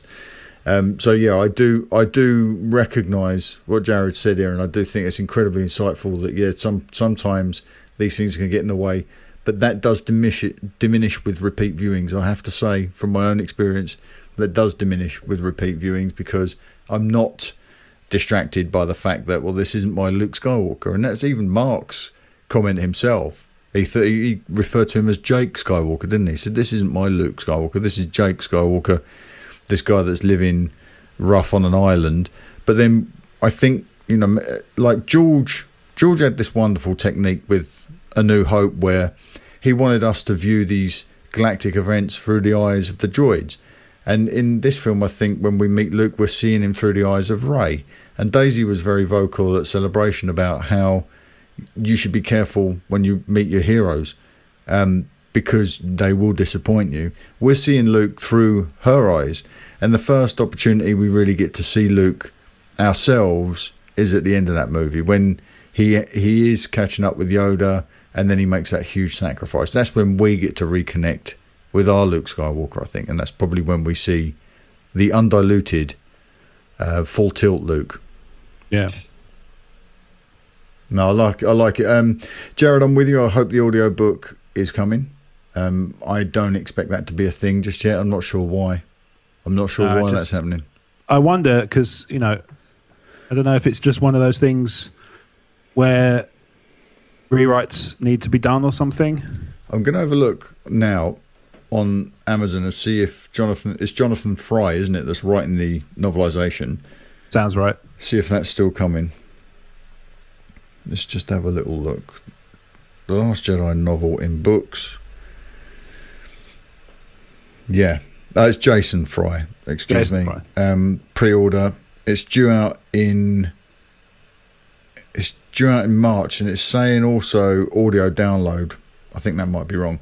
But yeah, it's saying that's coming in March, so at least we'll get the read. But I would like that experience of the audio book. It's such a shame. All right, should we move on? Thank you for that, Jared. Should we move on to Kevin's? Who wants to read Kevin's? This is a story more than anything else, and it's a wonderful one. Do you want me to take this? Yeah.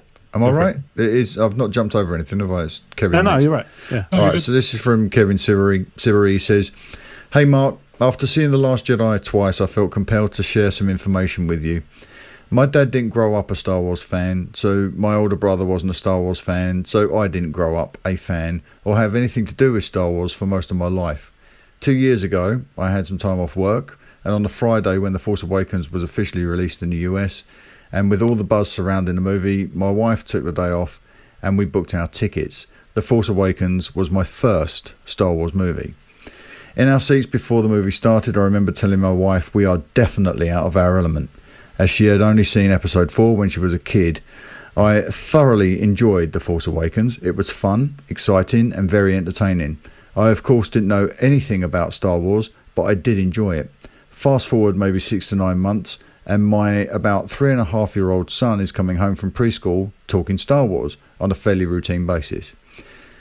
Seeing an opportunity to bond with my son over something that would be new to both of us, I gave Star Wars a chance. Spoiler alert, I was into it. Of course, how could you not be?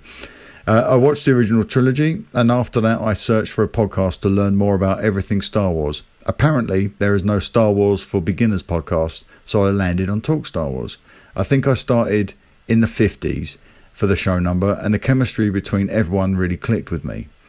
Everyone really compliments each other on the show, and your sincerity really comes through. See, we are getting away with it, Rob. They all think we're sincere. Yep. Your sincerity really comes through to what kind of person you are, and not just your Star Wars side of life. I went back and listened to the show from the start and really felt a part of the community, which made me become a VIP. I really enjoyed the show, and it really helped me grow, as a Star Wars fan. If I didn't find your podcast, I don't think I would be so invested in Star Wars. My bank account would be happier if I didn't, that's for sure. I really enjoy starting my mornings with the Talk Star Wars Daily. It keeps my Star Wars passion boiling. My now 5-year-old son has seen The Last Jedi twice, The Force Awakens countless times, Rogue One, and even the OT are on in our house. Our house is filled with lightsabers, BB-8s, and Millennium Falcon and other toys, collectibles, and clothes. I just wanted to say thank you for doing what you do. I know I'm low-key in the group, but you and the members of the group are the experts, and I like to sit back and take it all in.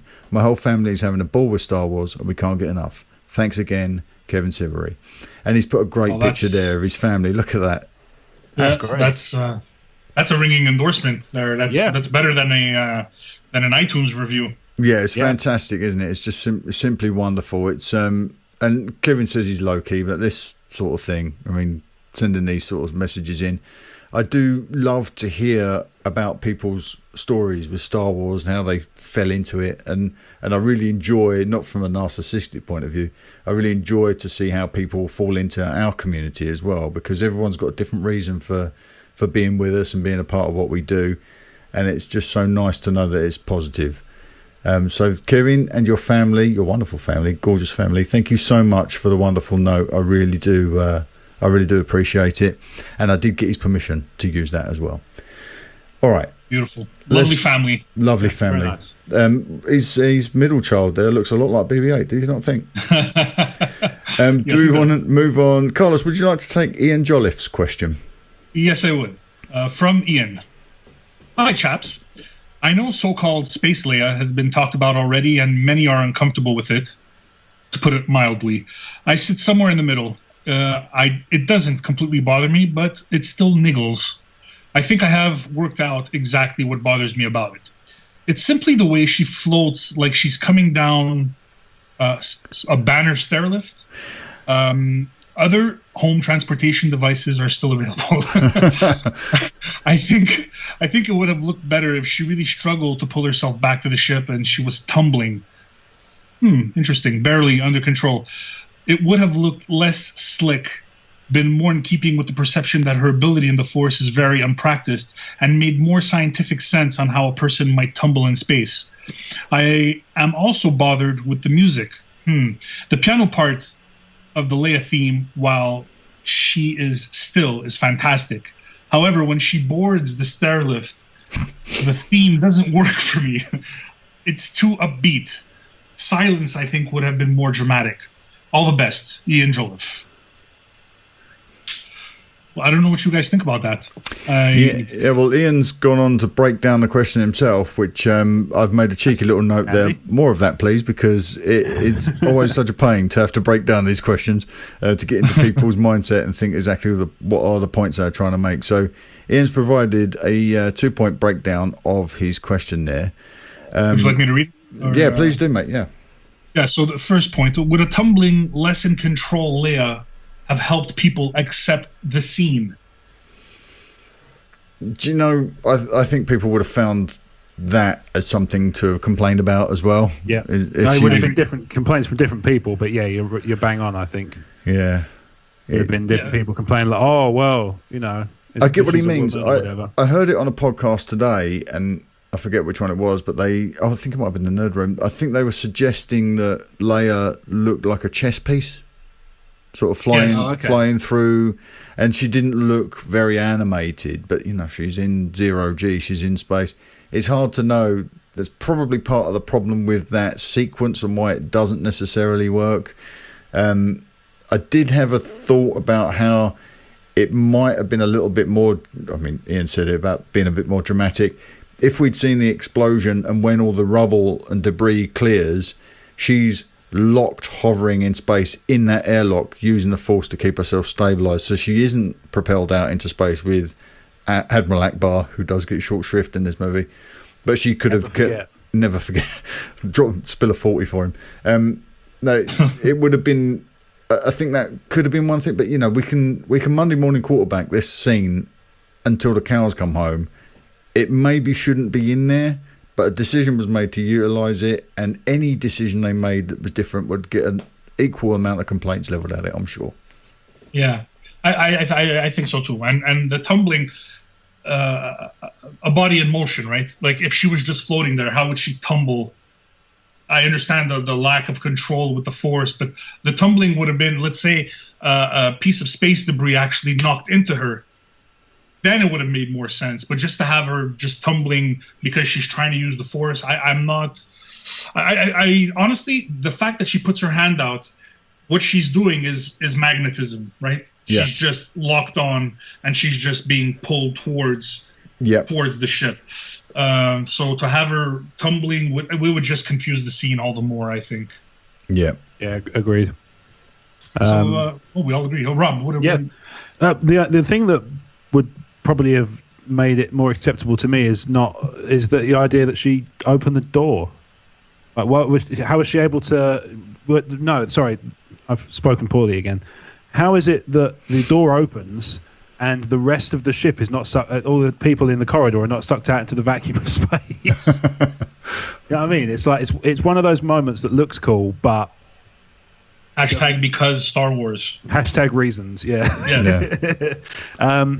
I don't think it would have made a difference to me in terms of how well I accepted the scene or didn't. In my case, more on didn't than did. But you know, I definitely don't think the tumbling would have made a difference if it would have just made it look goofier. The music was. I thought the music was the best bit of that scene. To be honest, I agree. I think it would have been worse without it. It's one of my sillier. One of my favourite tracks on the soundtrack. It's called Supremacy. That track. Yeah. A part of it is that. As Ian pointed out, it's the Leia theme, and it's just gorgeous, just heartbreaking stuff. So no, Would a lack of music at a certain point have helped that scene? I think they used a lack of audio completely in this movie in the perfect way and in the perfect place. It was judged really, really well. So I don't think that dropping the music from this scene would necessarily make it any better. No. No, it's great question. Carlos, a drop in music in this scene, an improvement or not? Yeah, sorry, the kids are talking behind. Drop in music, I'm not too sure. Honestly, I liked it the way it was. I'm not very particular with music of Star Wars. I did have trouble with Giacchino's score a little bit in Rogue One, but for this one, I was not taken out at all with the music from John Williams. So I wouldn't want to touch anything. No. I'm cool with that. Okay. No, I think we're all on the same page on that scene, Ian. We appreciate your question. Thank you so much, and I appreciate the breakdown. And if everyone wants to put breakdowns in their questions from this point onwards, I'll be fine with it. And it looks like a really good place to drop a break in here before we go to Connor's Corner. So we're going to take 5, and we will be right back. If you'd like to support what we do here at Talk Star Wars, then head to patreon.com/Talk Star Wars and become a patron.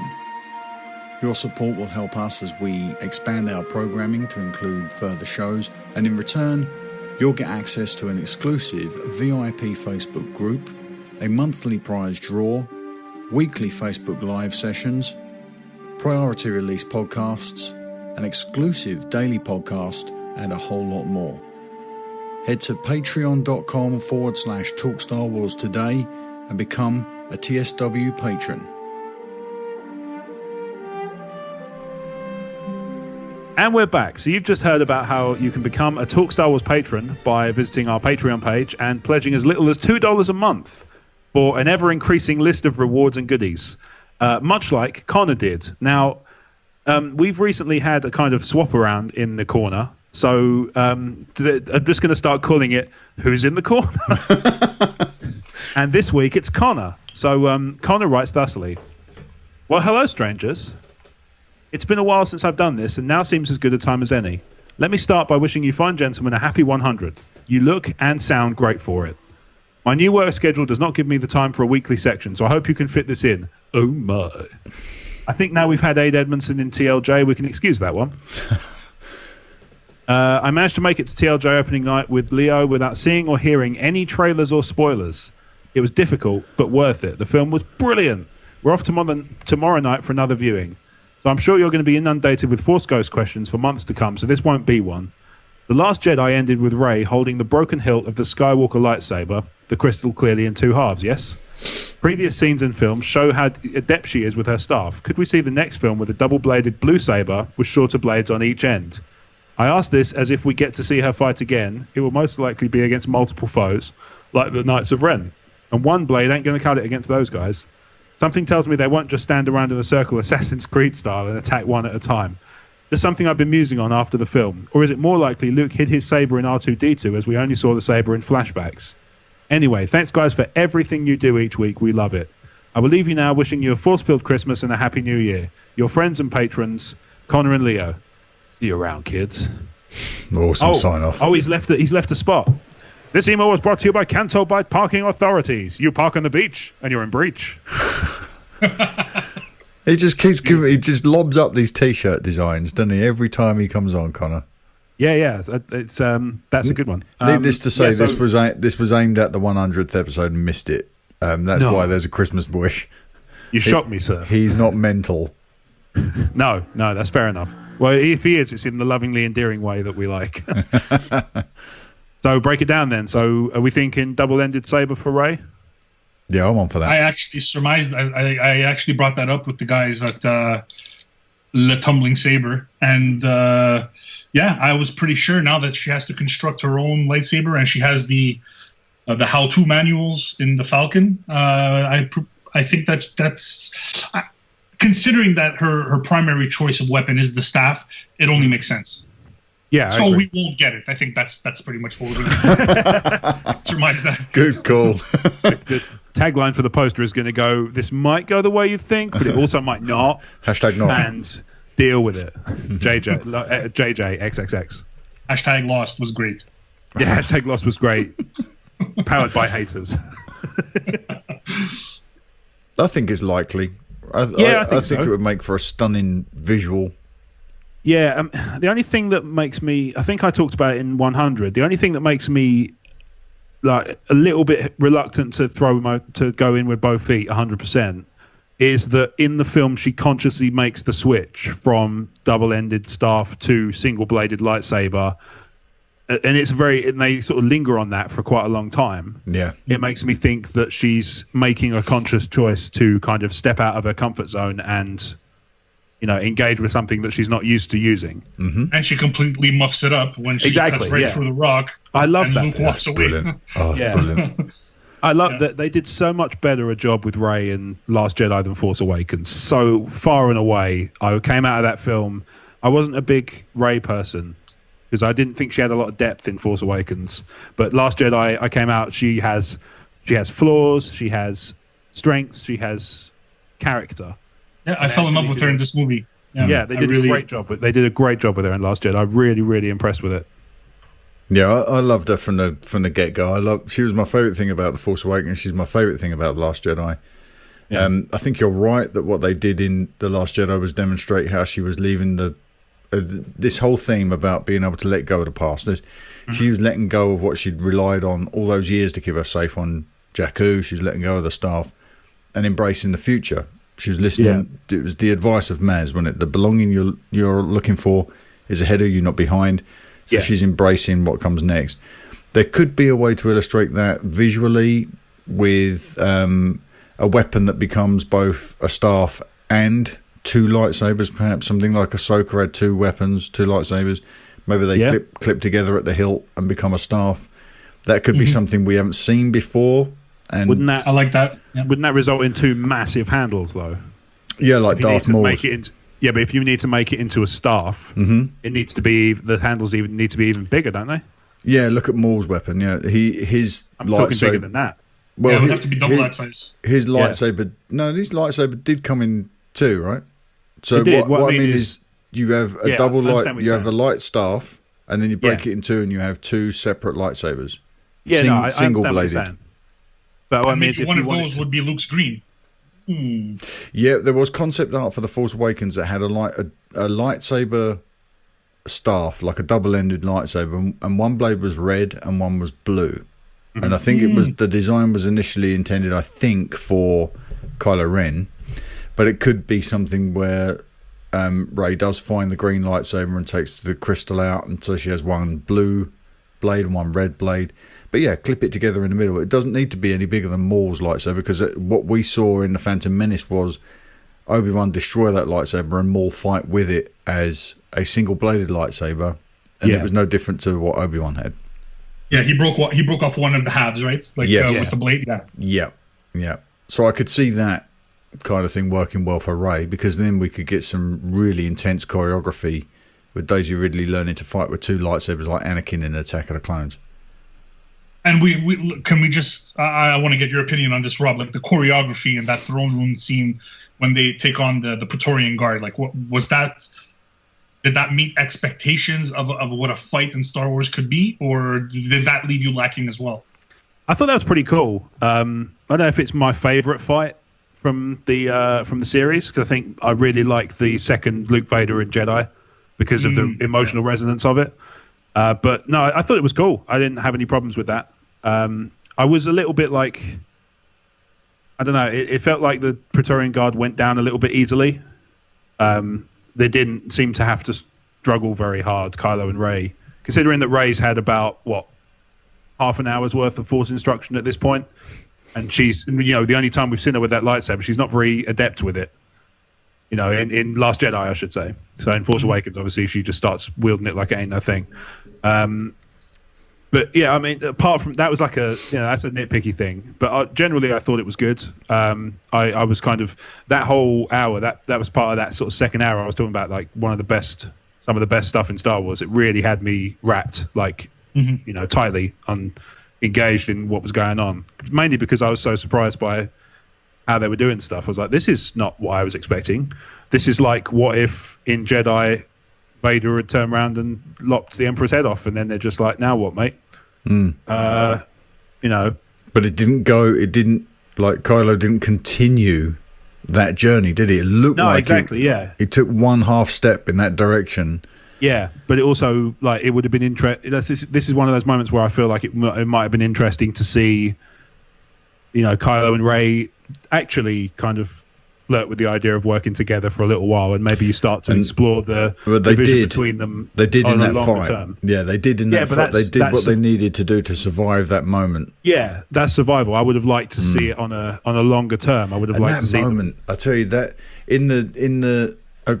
when I saw this, because I said my first two viewings, there was just a couple of us in the screening, so it didn't really. You didn't have that audience get behind the moment so much as it did when I took Lisa to see it. And Ryan he does something he doesn't normally do. I haven't seen him do all that much. Is time ramp, like slow the film down in slow motion as Rey and Kylo go back to back in front of the Praetorian Guard.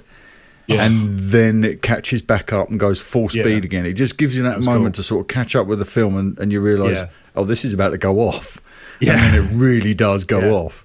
No, exactly. So that bit was, that whole throne room thing was some of my favourite stuff in a long time in Star Wars. It was gorgeous. Awesome. It was really gorgeous. Yeah. Like I say, my only thing was I would have liked to see a longer term exploration of them trying to work together, and then actually you start to see the divisions between them. And I think it would have had more resonance if they'd had that over time, you know. It's tricky. If you come at that from the Rey perspective, I would say yes, that complexity would be interesting to explore. If you're saying Rey goes a little bit more towards Kylo's position, and we take some time to explore that. But what I love about it is the brevity of the characterization for Kylo, where he has said pretty much from the start of this film, I'm a monster. I'm the bad guy. You know, why don't expect anything more of me? He lays it all out for her. So it's not surprising to me that once he takes down the guy that he's in this abusive relationship with, once he takes down Snoke, he is in a position to sort of say to her, much the way Vader said to Luke, like, join me, let's do this together. Yeah. And she says no. And he obviously paraphrasing, he's clearly saying to her, what did you expect from me? I told you I was. I've been perfectly honest about who I am or what my intentions are. This is why it's tricky, because on the one hand, I would have liked to see it, but at the same time, I'm not unhappy with what I got instead. But what I would have liked to see is a period of time where you don't know who's kind of gone more towards the other one's position. You know, not like a will they, won't they kind of, not like a romance thing, but, you know, is it that Rey's kind of gone more towards Kylo? Is it that Kylo's gone more towards the light? Is it actually that neither one has, and they just think it's a kind of relationship of convenience and nothing has changed, which is what we got. Yeah. But I would have liked to see it develop a little more. But in the moment, you're so enthralled, and you think, holy crap, they're working together now. Yeah, totally. You're not questioning it. You don't think that he's going to turn around and try to lop off one of her arms. No. You know that he's going after. So I like that it's in a snap, and as Mark said, they slow it down to that point where they're going back to back, and then whoom, and then it takes off again. So you're in it. As soon as that happens, you're in it, and then turns off the lightsaber, lifts up his hand, join me, let it die, just let them die, and it's like bang. It's for me. I didn't have as much of an issue with it, but I mean, I just think it was great. As far as visuals, like you were saying, some of the best things I've ever seen in all of movie making. It's been, you can't just pigeonhole it into just one of the best Star Wars scenes ever. In my opinion, it's just some of the visuals in this movie are just outstanding. Oh, it's visually, it's visually wonderful. Yeah, it's one. That's one of the things I can't. It's very hard to fault. It's visually very impressive. I love Adam Driver. I love Kylo Ren. I love what they're doing with this character. The honesty and the brevity of this characterization. The fact that he can stand there in front of her and say, "Look, I'm the bad guy. what more do you expect? I've been perfectly clear that I am the monster. I'm doing this evil stuff because that's my jam, and why would you expect anything more from me? Yeah. And then you get that moment, one of my favourite moments in this film, one of my favourite exchanges is when he says, and in a way that only Adam Driver can, and I will not do it justice, but he says something like, you're not a part of this story, to Ray. And it's a message to us as well as the viewers. She's not a part of this story. You're nothing, but not to me. It's a gorgeous line, and the way he delivers it is absolutely perfect. That pursed lips, not to me. Like it was great. Yeah, he was being completely honest, and if we ignore that, I think we're missing something. She means a lot to him tactically, and I think somewhere beyond that, bigger than Raylo, bigger than a juvenile relationship. This is something you're talking about, building an empire, essentially, right? You're talking about the connection that Vader had with Luke. It's bigger than anything. Any trivial thing on Tumblr about getting these two together in a romance is much larger than that. And she's more than just a tactic for him. I love that moment. I love the honesty in Kylo Ren. I love how anachronistic he is, how contemporary he is as an archetype. How could you say you can no longer say that Star Wars is a simplistic story because a character like Kylo Ren exists. And that moment showcases beautifully not just the action and the sword play and the choreography. That's all wonderful, but you've got these gorgeous character moments in there that just it underlines how beautifully illustrated these characters are in this film. And yes, there's some brevity to the characterization, but it's used, certainly with Kylo, to full effect. I love it so much. Yeah, let's say I'm not unhappy with what we got instead. It would just, if you ask me kind of how would I do it differently, that would be, my answer for that particular bit. But like I say, I'm not unhappy with what we had instead, because what we had instead was very, very cool. Can I throw something at you, chaps? I know that it's not on the show notes and it's unfair because you're not prepared, but it's I want to talk about this Luke's green lightsaber for a moment. Okay. There's something significant going on with this green lightsaber, I think, because whether or not it's in R2, I don't know, but Luke certainly didn't have it with him. It wasn't in action on Ahch-To, and he chose, when he appeared as the Phantom, the Force Phantom on Crate, he chose not to manifest the green lightsaber. Why? Why is that? Why did he choose to have the blue Skywalker lightsaber? Because that lightsaber belongs to him. The blue one? Yeah. It belongs to Kylo. Because Kylo sees that as his birthright. So it annoys him more. So it's designed to rile him up more and to take him out of the moment and to make him, and to kind of blind him through rage to the idea that something's amiss. That's a really interesting. That's a really interesting reading. I hadn't considered that at all. It's only just occurred to me while we've been talking. That's really interesting, Carlos. That's been my thoughts. Yeah, there's that. You can also take it from the other side that when Luke is standing over him and Ben pulls down the hut, and the rocks pile up over Luke as Kylo's leaving, he grabs the green lightsaber. So it would take Kylo out of that moment of rage to be like, wait a second, that crystal's in my lightsaber. Yeah. Or something to that effect. So, we don't know exactly. Is it still in R2? Is it not? It's an unanswered question. It's not a plot hole. Let's not go there. Mm-hmm. And, I just think that it's the hubris, right? Like Luke was saying, the faults of the Jedi, the hubris. It's also Kylo Ren being blinded to the fact that this does not seem right here. There's something about the scene that I should be looking at, but I'm blinded by it. Just like Vader is blinded by it in Rogue One in the hallway, where all he has to do is take the scan disc from the rebel who's waiting at the door. He's so enthralled in the moment of battle that he's unable to see the end point. So I think it's just part of the storytelling. It's just to push a little bit. It's to give a hint to the watching audience that, wait a sec, that lightsaber was just torn in half. Maybe when they You know what? When there was that explosion, I'm thinking as I talk, which is what I normally do. Thinking out loud. So when that explosion happens, when they're both reaching for the lightsaber, Kylo Ren wakes up. Rey's already gone. Does he know that the lightsaber breaks apart? Rey knows because she woke up and she took both pieces. Yeah. But maybe Kylo Ren doesn't. I think that's true. I think you're right. I don't think he's realized it's broken. Yeah, so maybe there's that. I don't know exactly, but there's obviously we can theorize this, and we will for the next 2 years.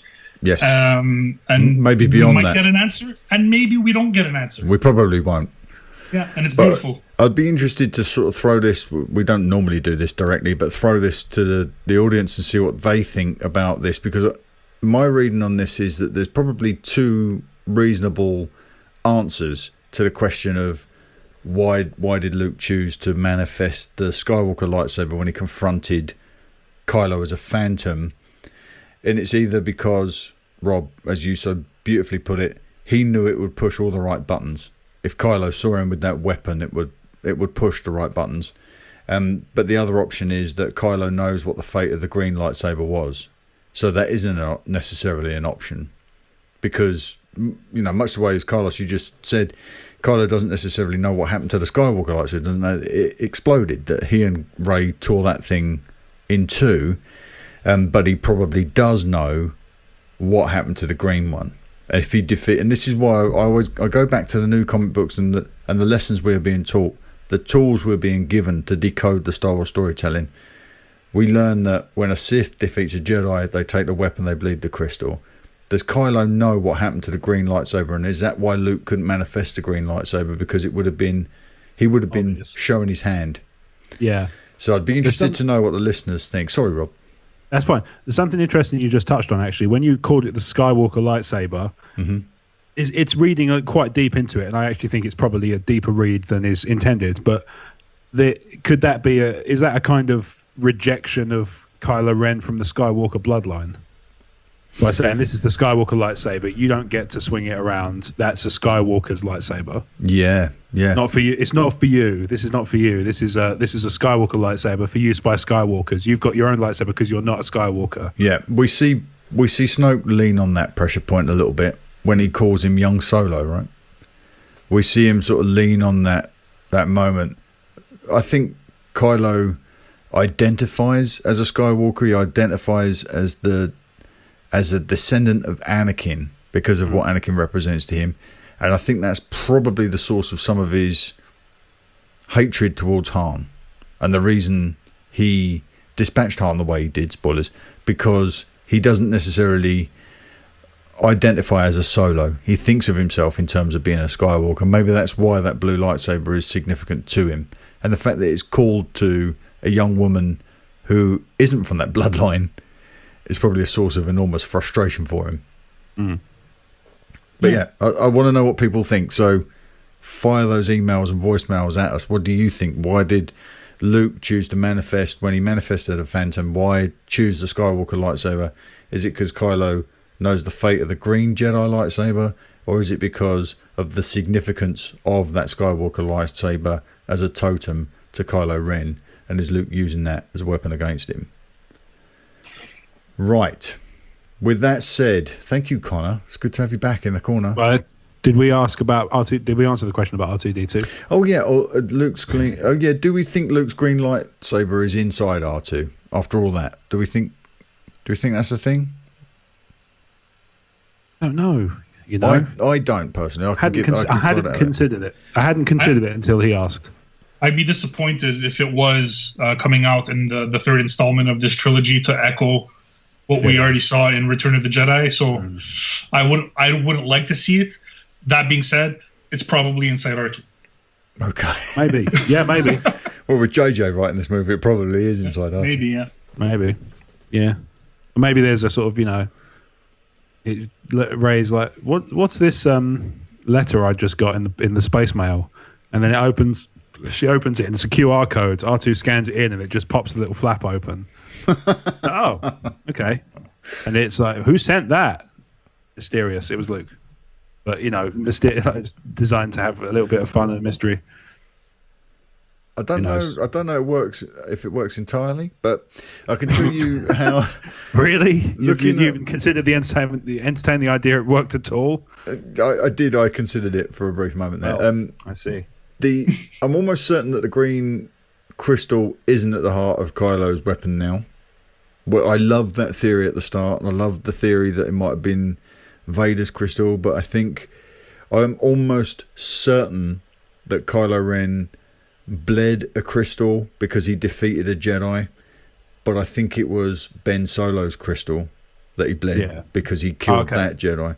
And if you look at the hilt that he calls to him in the hut in that scene, some of the flashback scenes, it's the same design as the crossbladed, and I think he added the crossblade ports because of the damage he'd done to his own crystal. So I think if we dig at that a little bit more, I don't know whether they'll ever reveal this, but I think the Jedi that Kylo Ren destroyed was Ben Solo, and the toolkit we've been given, the understanding of bleeding crystals, is to illustrate that Kylo killed Ben, the way Vader almost killed Anakin, and that's what I think the significance of all that stuff is. Yeah, no, I'll go. I'm good with that. Which is sad and tragic, but drama, very, very high quality. All right, let's move into a couple of bits of Star Wars news before we wrap this thing up then. So we're going to kick off with some Solo stuff. So John Williams is writing the Han Solo theme for Solo, A Star Wars Story. John Powell is going to write the rest of the music for that movie. So the maestro is only coming back to give Han his theme, which is fascinating when you think Han was the only character that John Williams never wrote a theme for. Maybe that's why he's doing it now. I think it's absolutely wonderful that he's coming back and completing the lineup by giving Han his full due. This is what John Williams had to say on the subject. He says, "The present plan is that I'm writing the theme for Han Solo, and John Powell is going to write the score, which he'll do brilliantly. What I will do is I'll offer John and the director, Ron Howard, and if all parties are happy with it, then I'll be happy. John will complete the score. He will write the rest of the themes and all the other material, which I'm going to be anxious to hear." I love this news. Absolutely love this news. What do you guys think? I'm good with it. Yeah, I think it's, you're absolutely right. It's the only one he's never done a theme for, and it makes you wonder if that's his attempt to remedy that. Maybe he's had inspiration. I would think. I think this guy has inspiration by the bucket load. Yeah, I would say so. Not to take away from the guy. But I wonder if he's just had one of those moments where maybe they inquired about it and they said, you've never done one for Han. He's like, no, you're right. Isn't it peculiar? Isn't it odd that Han gets sort of a love theme with Leia, and even his ship, the Falcon, gets his own theme, but he's never had anything himself. Carlos, what do you think about John Williams coming in to score Han? I love it. Just a shameless plug here. I actually spoke about that on episode 43 of the Thinking Out Loud podcast. And I said it just the way you said it, the same thing. He's the only cast member not to have his own theme. But I think there was such a tie to Han and the Millennium Falcon that when you hear that, you think of Han Solo. So, that's my little loophole in my own headcanon. But the fact that he's getting his own score, I think, his own theme, I think it's great that he's writing it, and Powell is gonna take it and put it where he sees fit. I think it's great. I like it, and I have one spoiler for Solo: A Star Wars Story. I don't know if I can drop that here. You can edit it out if you don't agree with me. Yep. Han Solo does not die at the end of this movie. Spoiler alert. Spoiler alert. If only I had my soundboard, I'd be playing klaxons like they're going out of fashion. Yes, he probably won't die unless he's a clone. Themes, theories. Oh man, theorists. Things that could ruin Solo for me. Mark Zero signing off. I love this. I love that that he's coming back and he's completing his work. And I did mention, I think the other day on the Talk Star Wars Daily, that if John Williams is coming back now to complete his set and do a theme for Han Solo, will he be able to retcon some of the stuff we've heard before? Will he fold into Han's new theme some of the stuff we've heard for the Millennium Falcon and some of the stuff we've heard for Leia and the love theme? Will he be able to mash some stuff together that will bring us this new thing, like it's musical soup for John Williams? I'd be interested to see that. I cannot wait to see what he brings to us in May. All right, moving on from the music of it all to the visuals of it all, this piece of artwork dropped and was quickly disavowed by just about everybody. What do you chaps think of this piece of art that features Han, Chewie, Lando, Kira, the Emilia Clarke character, we believe she's called Kira, and a very unusual looking Millennium Falcon? It looks cool. If it's, I know there's a lot of what's the word? Conjecture about the legitimacy of it. Mm-hmm. But if it's legit, I'm happy with it. If it's not legit, it's a nice. It's really nice. Carlos? I don't know. I don't like how much can a ship change? Just it looks like the anatomy of the ship is completely different. The front end specifically. Yeah. And Somebody has explained this somewhere in It's the the maybe it's the cargo maybe in the bay, VIP group. It's the cargo attachment to the ship makes it kind of deeper I think it's deeper at the back and longer at the front for more storage space. So interesting. it's a dock almost. Yeah, like the forks at the front of the Falcon pick this thing up and it completes and changes the silhouette of the ship, changes the footprint of the ship. Oh, Might have been interesting. Omer. Omer's good with ships. He knows a fair bit about the ships. Yeah, So I he think might- he's Omer probably- pointed out also that the radar dish on this version is flat to the hull. Yeah.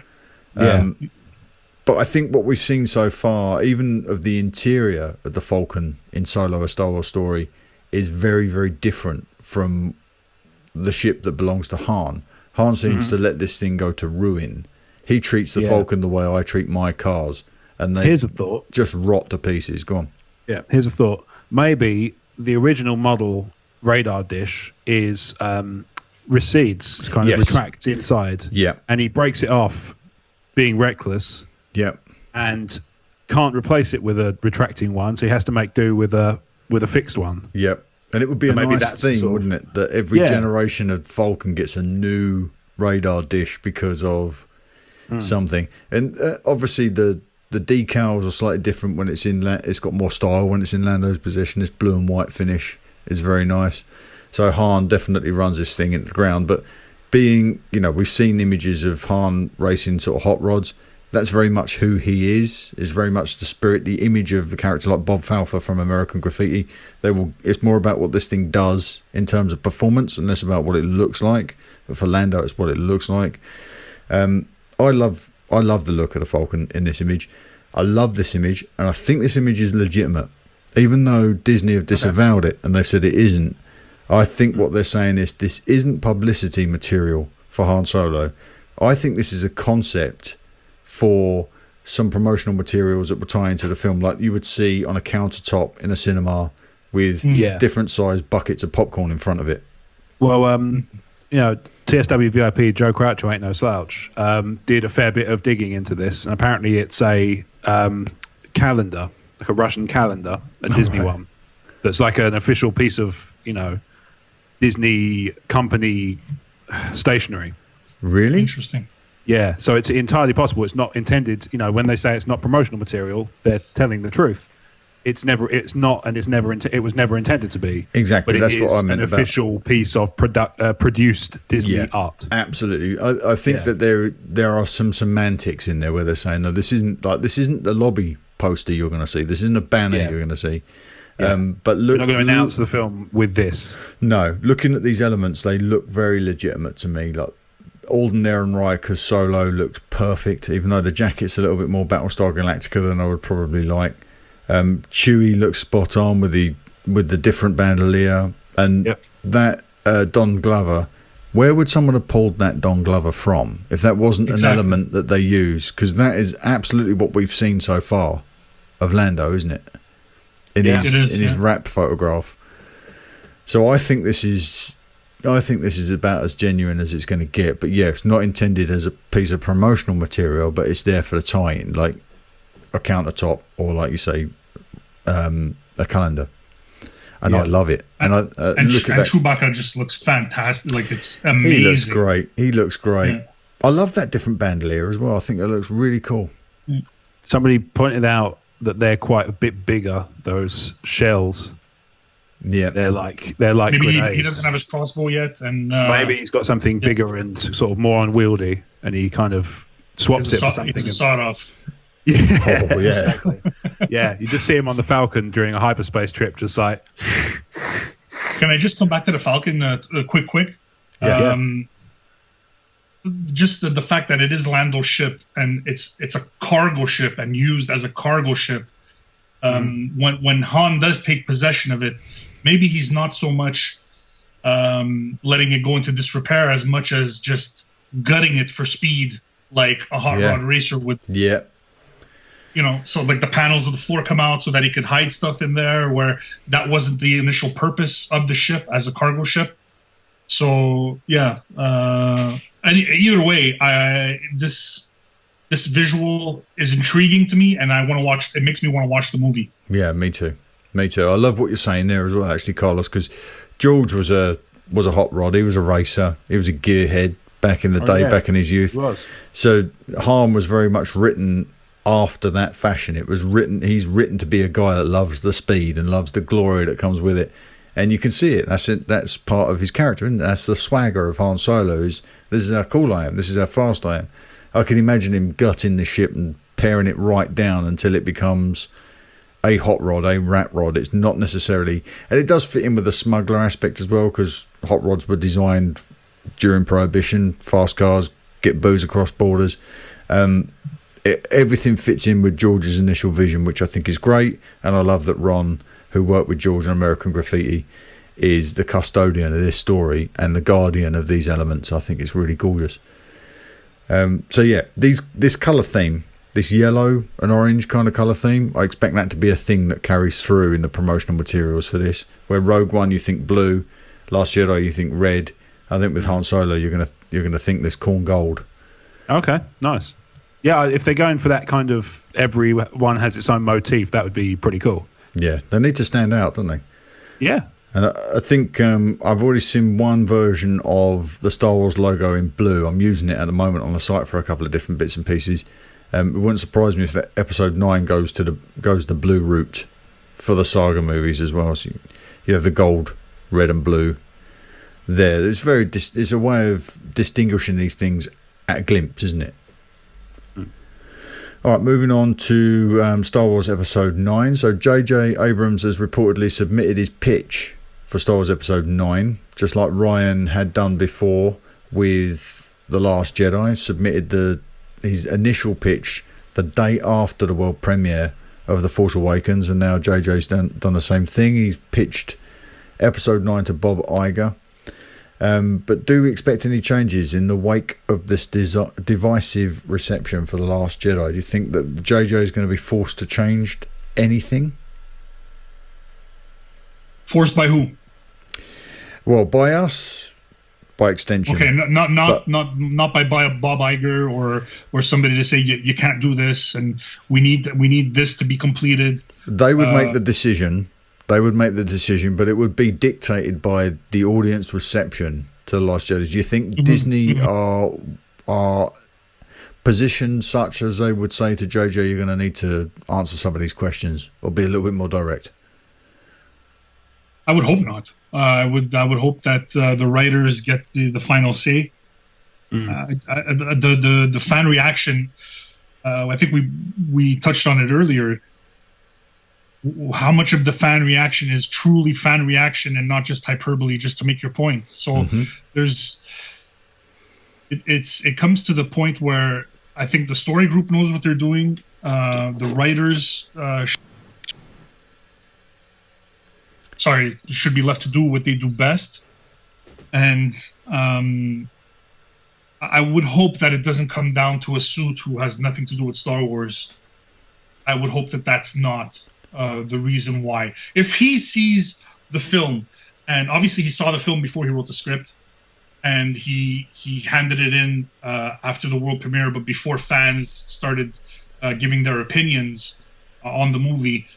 Like Ryan had to come back and, change the script a little bit after he saw The Force Awakens. I think that's normal to do that at a certain point and expect it. I wouldn't expect otherwise. Like, obviously you have to take the source material that you have in front of you and some of the reaction, because you might write a character a certain way, but when it comes off on the screen and that character becomes a star by just like a viral video, you can't create a viral video. It just goes viral. Mm-hmm. So some of these characters, the love for BB-8, maybe they had a whole range of toys made for BB-8 because they knew, or maybe it was just everybody loves this droid. And I didn't think in watching the trailers or with the promotional material that I was going to fall in love with BB-8 the way I did.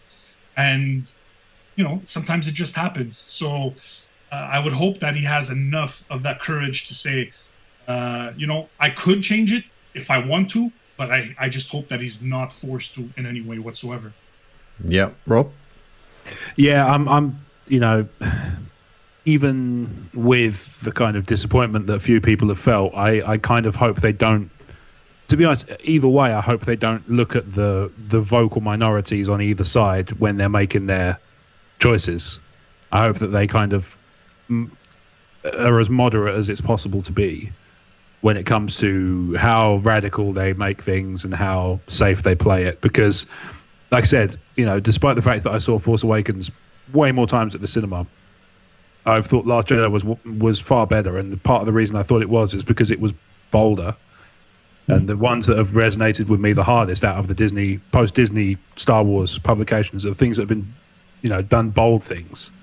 So Rogue One was, is my favorite of the three, but Last Jedi takes second place because it's not safe. It's not safe. It knows it's not safe, and it knows it's going to be difficult for people to kind of get on board with to a point. And that's kind of why I like it. That's one of its appeals for me, rather than being something that detracts from the overall experience. Is actually quite nice. What I hope they don't do is go full on. This is deliberately more, incendiary than it's intended. But I don't hope they don't go full on F the casuals, F the haters, and go like into overboard. The weeds. Yeah, overboard into the weeds, because actually that will just jump the shark and it'll be ridiculous. Simultaneously, I hope they don't go too far in the other direction and say, okay, we need to make this right back safe because this is too risky. I want them to take some risks, but I don't want them to be all over the place because, like I said, some of the stuff in Last Jedi does bug me, and I could go into the weeds about it for hours. But suffice it to say, I want there to be a kind of a moderate tack with Episode 9, to make it simultaneously more palatable, but also not just a retread of Return of the Jedi. If it's a retread of Last Jedi, that'd just be weird. That would be very weird. Yeah, bold though. I think. Not that. That's not the kind of bold you want, is it? No. I think when Ryan dropped his script after The Force Awakens was released, it was the first draft, and now with JJ's pitch to Bob Iger, it's not even the first draft; it's just the pitch, and they were both built on the bones of the script for the preceding film, not even the film, because I think when Ryan started writing, JJ hadn't even assembled the final cut of The Force Awakens. So The Last Jedi was coming together before that cut was even assembled. So I'm sure, like Kyle pointed out on Facebook today, that Ryan went back and built in more Poe and more Rey and more Finn because of the way those characters were received. I don't get the impression that he structured the movie around the way The Force Awakens was received. I think the structure of that film, as in where it picks up and where it ends off, was in place from the start, and he dressed it with more character moments. And we'd heard back in the day that there was supposed to be new characters, and those story responsibilities were passed to the characters of Poe, Finn and Rey because of their popularity and because of how warmly they were received. So I think with JJ, it might be something similar, like the story he's pitched now to Bob Iger, I imagine being pretty much structurally sound. And then they might be able to layer in some stuff or lift some stuff out, much the same way as George lifted a little bit of Jar Jar out of the sequels to The Phantom Menace because it was alienating fans. They might drop a little more Rose in because of the way she's been received. They might give Poe a little bit more of a team storyline rather than be on his own. They might put him with Finn and give him more of a storyline in that respect. But I think the structure of the film is probably already set. I would hate to think that the new Lucasfilm I've been imagining for the past few months of this place where creatives go and they give them free reign doesn't exist. I would hate to think that Kathy would sit the guys down and say, you got to change this because listen to all the bad press we're getting. That's not what I want my independent film company to be, whether it's owned by Disney or not. You know, I want them to be able to allow these creatives to do their thing. And if they end up being a Lord and Miller and their thing just isn't what you thought you were buying, then they take action. But, you know, hopefully that's what they pay them for. I mean, that's why they pay the writers huge amounts of money. It's to do the right thing with the story. So we can only, you just said, you can only hope that the film company has more control than the parent company. Yeah. And they're doing what they initially set out to do. That's, I think, the best for everyone. Yep. Fingers crossed. That's the way that goes. So I'm keen to start. I know this is going to start shooting soon. I hope that we start to get a few bits trickling out through outlets like MakingStarWars.net. They seem to be quite close to the production of these films. We'll start to hear a few morsels on episode 9 very soon. The next 18 months or 2 years, really. Can't go quick enough for me. All right, let's talk about The Last Jedi box office. So this film's done well. And we move on. Well, yeah. $1.09 billion, number 19 on the worldwide all-time highest grossing movies chart. It's already in the top 20.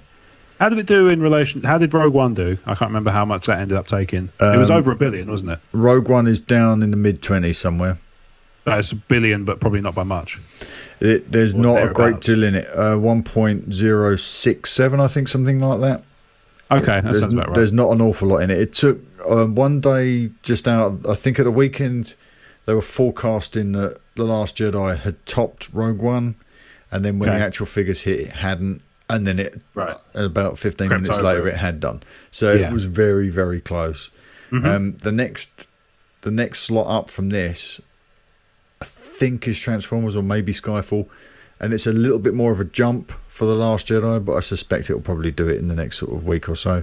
I don't know that I agree with that. I think it's done the bulk of its. It's done very well. I mean, I'm not saying this to take away from the success of it because it's clearly a very successful film commercially. Mm-hmm. But I think the bulk of it is done. I don't think you're going to get the Force Awakens got, like I say, got 4 lots of money out of me. Yeah. And, I reckon it's fair to say that the bulk of people who saw Force Awakens saw it at least twice. I don't think that's true with Last Jedi. I think more people will be, because it's quite divisive, even if you exclude the shouting Muppets on both poles at the end. Mm-hmm. Even if you exclude those people, they probably cancel each other out. I reckon the people, the sort of swathes of people in the middle, I don't imagine many of those people are going to go a second time. Right. Because it's gonna jar so much. I think it's one of the risks I think it's a necessary risk, and I'm glad they took it. It's a risk you take when you make a film that's gonna divide people, and it's gonna do things that it's gonna be quite subversive compared to your expectations and stuff like that. I think that's a risk that is understandable, but also comes with a cost, which is to say it doesn't have that sticking power of, I've got to go and see that again. I have to. This is the first one it's been since Disney's buyout that I haven't been desperate to see it the second time. Mm-hmm. I'm on the different path than you, because when I saw The Force Awakens twice in cinemas. The first time I saw it at the premiere. I was a guest. I didn't pay for the ticket. I saw Rogue One twice. I paid for both those tickets. Mm-hmm. I've already seen The Last Jedi 3 times, and I expect to go see it again. and I want to go see it again. I can't wait till this comes out on digital, so I can watch it on iTunes, so I can give it the sofa test, the couch test. Yeah. That for me is going to tell me how much I love this movie, and because there are other movies throughout all 7 previous movies or 8 previous movies where there are bits where I fall asleep during, but I end up waking up at the right spots, the right times. Kind of like I do during football games where my eyes are closed, but I'm kind of listening to see what's going on, and I open my eyes during a big play. Same thing. So, but I will go see it again in the cinema. I have to. It's that good for me. Yeah, I think I will see it again. Probably once more. You'll see it on the 20th at the meetup, right? Yeah, as far as I know, I'm in for that. Yeah.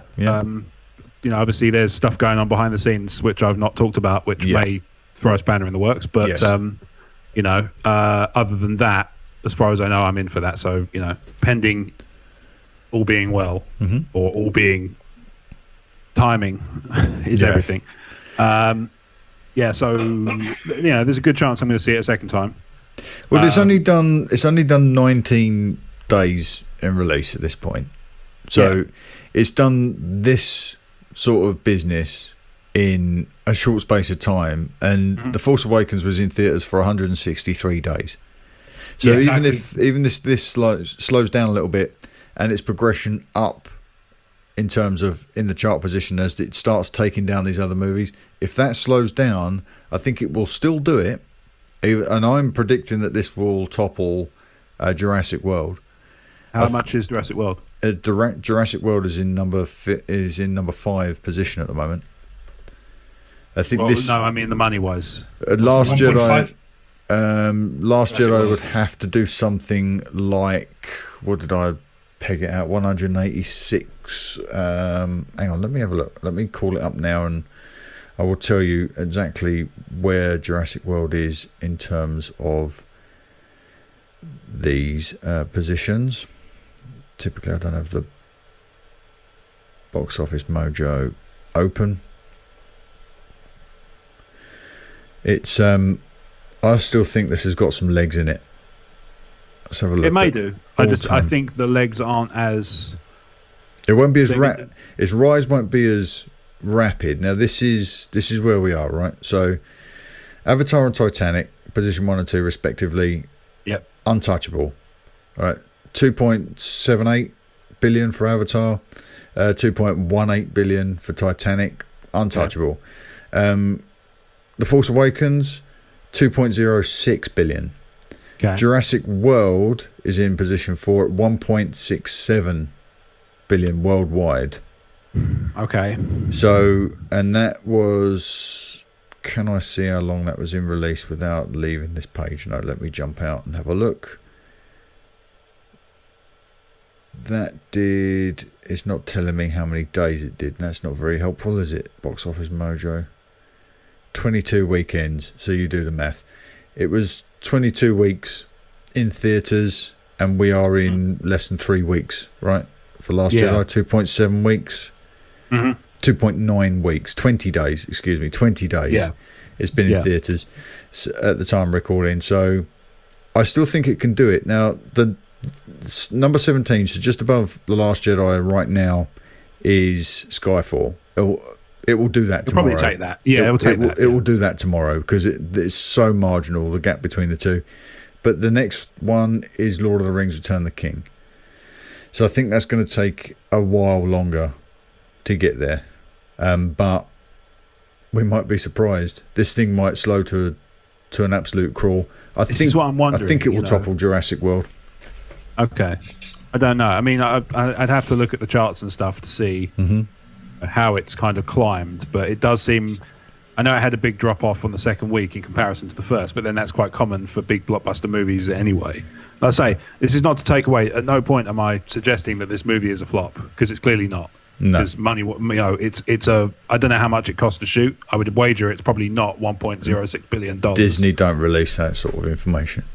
No, but I would, be inclined to think it's probably in the region of 1 to 200 million ish, plus Yeah. marketing budget and stuff. Well, But let's be P&A fair, like, on a movie like this, P&A will match the shooting budget. yeah, so most likely. I would say at the very least they've doubled their money. Let's say that. Yes. If not, by the time it finishes, like you say, maybe if you're right, then they've tripled it. Then so it's obviously not a failure commercially. No. So that's not entering my thought process in the slightest. It's not a consideration. All I mean is, it may be that we will just see it kind of, it's going to keep going up, but it's going to be exponentially smaller climb every week, and it will kind of hit that point. The interesting number to look at is the percentage split between domestic and foreign, because this has just opened in China, and depending on how this movie is received, when you consider its overall theme, its overall tone, how it's received in the Asian markets is going to be quite important to that second number. So 49.4% of its business at the moment is being done domestically. 50.6% since the China opening is in foreign markets. If that goes up, then this thing's in with a fighting chance, because Jurassic World performed very well overseas, not so well domestically. Yes. So if this is going to face off against Colin Trevorrow's Dino movie, it needs to foreign markets, and I think it possibly could. I think it will actually. I'll be bold enough to say I think it's going to do very well. I could see it kind of hitting an Iron Man 3 level, like 1.2 and some extra. I don't know. It's tricky because, like you say, Star Wars Force Awakens was on for, what was it, 163 days? Mm-hmm. That's nearly 6 months. I don't see that happening with Last Jedi. Maybe I think not. it's, I don't know without knowing what the box office was like post Force Awakens. I don't know, you're probably better placed to answer that than me, whether or not the cinemas didn't have a lot of blockbuster stuff coming out for a few months, so they kept a screen running with Force Awakens for these things. Well, there was certainly demand for the Force Awakens at the time as well, so you can't discount that. But I've been saying on the daily, I've been sort of doing some deep dives into these numbers and looking at some of the market forces that influence some of these top tier numbers. When you're dealing with Titanic and you're dealing with Avatar, at the time there was the theatres that could host those movies were scarce. Like with Avatar, 3D was a thing, kept that in theatres for a long time, kept the demand for it high because people couldn't get to see it. With The Last Jedi, it was more readily available on day one. So if you wanted to see it, we heard nothing but over the opening of this film that I went to the cinema and it was quiet in the foyer. Should I be worried? There aren't people queuing out. No, because with allocated seating and every theatre playing a copy of that movie, it's not difficult to get into it now. It does its business hard and fast now. Whereas back in the day of Titanic, those prints were in theatres for a year because they were actually falling apart in the machines because they just couldn't free up the screen space for it. No, I don't doubt it. That movie for some reason was really popular. I'm not a fan personally, but again, if you like it, more power to you. But it plays to a lot more quadrants than Star Wars, right? That's true. It plays to a lot. It plays to the elderly audience. It plays to the male audience and the female audience in equal measure. And Star Wars probably doesn't appeal to that broadened audience. And with Avatar, you had the gimmick of you can't get that anywhere else. That was the three that changed an industry, that film. And with Force Awakens, it had a 10 years absence for Star Wars behind it, pushing those numbers. Yeah, this is the other thing as well. The top three positions are pretty much untouchable at this point in time. So Last Jedi, it can't do those numbers. We've said that from the start. It can't do those numbers, but I think it will get close. And depending on how it does in foreign, I think it will. It has a good chance of knocking down Jurassic World as long as it has a strong holding in those Asian markets. Yeah, it really is. It's really hard to judge because Iron Man 3 did most of its money in China because they were mad for that movie. But it was made with Chinese money, right? Yeah, I mean that helps a lot, I think. Yeah. But it's hard to judge how these movies land overseas because obviously we don't have that same cultural sensibility because we're, in a different part of the world. There was a special cut of Iron Man 3 that included scenes that had some Chinese stars in there. Oh, okay. It was designed to play to that market wholly Yeah. and completely. So, but look at some of Ryan's inspirations for The Last Jedi, and you'll see, I think, what the Asian markets are going to see in The Last Jedi. There's a panda pun in there, but Yeah, don't make the panda pun. I'm not going to do it. All right, I just wanted you to know that I'd seen it. we have one last story before we wrap up for the night, and that is Rian Johnson's trilogy. Now, there was an article in the Scotsman newspaper this week that suggested that a Star Wars movie, thought to be the first part of Rian Johnson's trilogy, was going into production in June, and it was looking at an area in Argyle Forest, which I forget what it was called now. I think it's the Stop and Be Thankful is an area of Argyle Forest Park, and that is one of the areas that's being scouted for this Star Wars project. Yeah. I think it's unlikely to be Rian Johnson's trilogy, but what's your read on this? Could it be? I mean, they do location scouting really early, don't they? They do. This is saying it's to be shot in June, though. Well, I read the article and it said next year, but the article dropped on December 31st. So was that next year, 2018, or next year, 2019? Yeah, it's very woolly, wasn't it? That. Yeah, I'm not 100% convinced that if it does go into production, excuse me, that it's this June, that it's not episode 9. Yeah. So I'm not too sure, and I'm happy that the trickle for Rian Johnson trilogy is coming a little. You know, that's my biggest takeaway from this is, ooh, we're getting news. Yeah. And Yeah, for sure.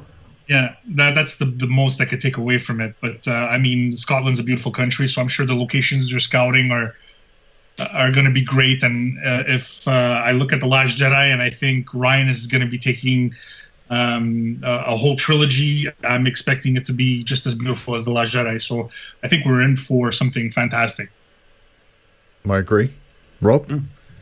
Yeah, I think that's absolutely true. I don't know. June seems very early for shooting something that would take time to write, presumably. Mm-hmm. So I think he might be doing location scouting for sort of ideas and stuff like that. But I feel like if there's a June shoot, it's not necessarily for him. It's for something else. What it could be. I mean, was this kind of confirmed as being definitely a Star Wars thing? That was at the heart of the article, and they actually nailed that it was Rian Johnson's trilogy as well, which speaks to the point Carlos was just making, that this is already, Ryan's trilogy has already made it into public consciousness enough to appear in an article in the Scotsman newspaper, which isn't a Star Wars publication by any stretch of the imagination. So people out in the wild are starting to acknowledge the existence of this new trilogy of films. That's exciting in and of itself. I do think they've got somewhat confused.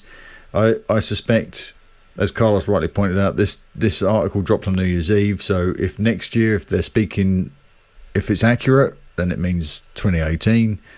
Then it's episode 9. And if they're talking in terms of they're scouting now for June 2019, I think that's unlikely. But then potentially that could be Ryan's trilogy, or it could be a Star Wars story. It could be the Obi-Wan movie. It could be anything, couldn't it? I think it's more likely that they're indicating this June, and I think it's more than likely going to be for episode 9, and possibly at that stage, maybe even for pickups. But who knows? There's a lot of confusion in this article, in my opinion. Yeah, and I think it's done deliberately. Also, when you could talk about an article on a podcast and actually dissect what's been being said, and I think it's done deliberately. So, I mean, we've seen a lot.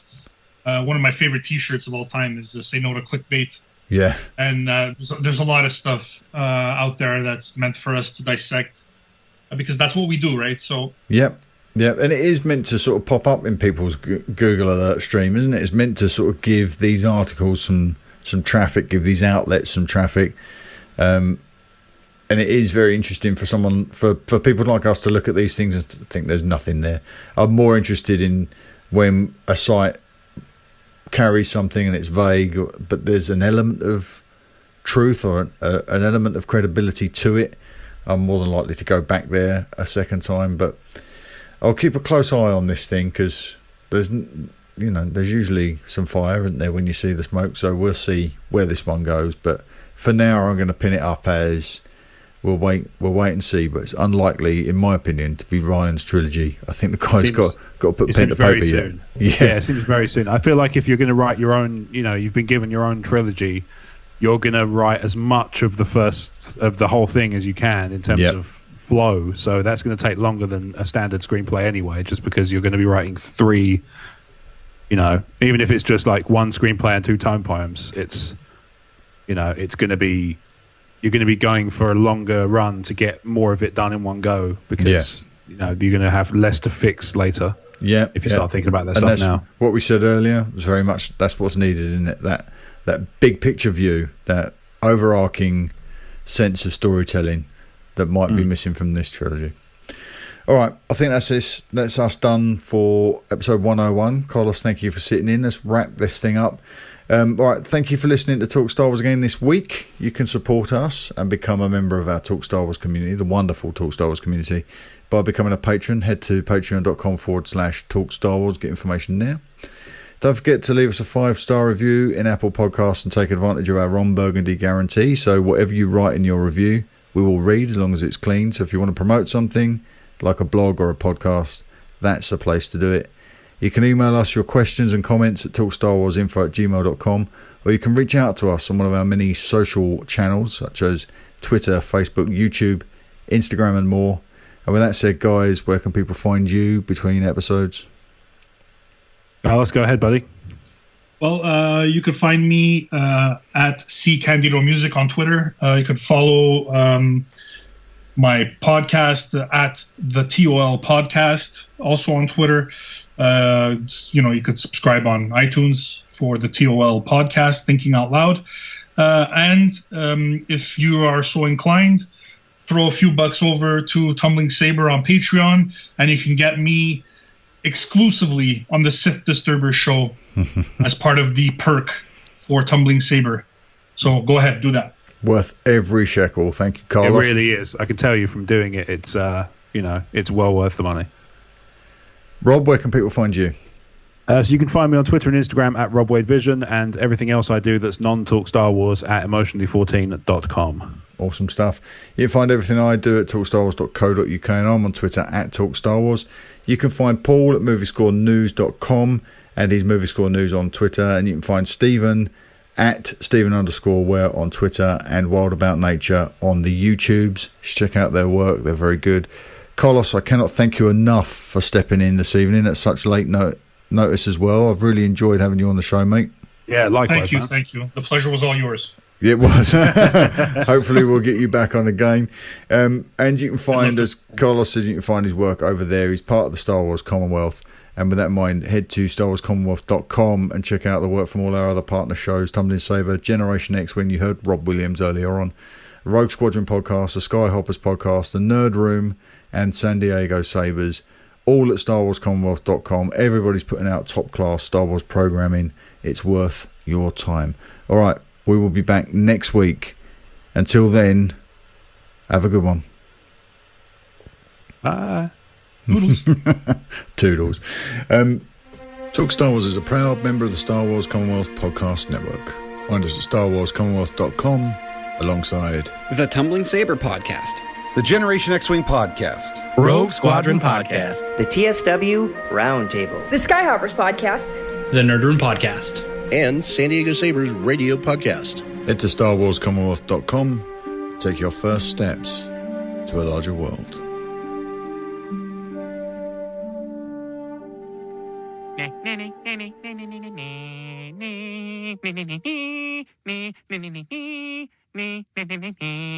It's a wrap. It's a wrap.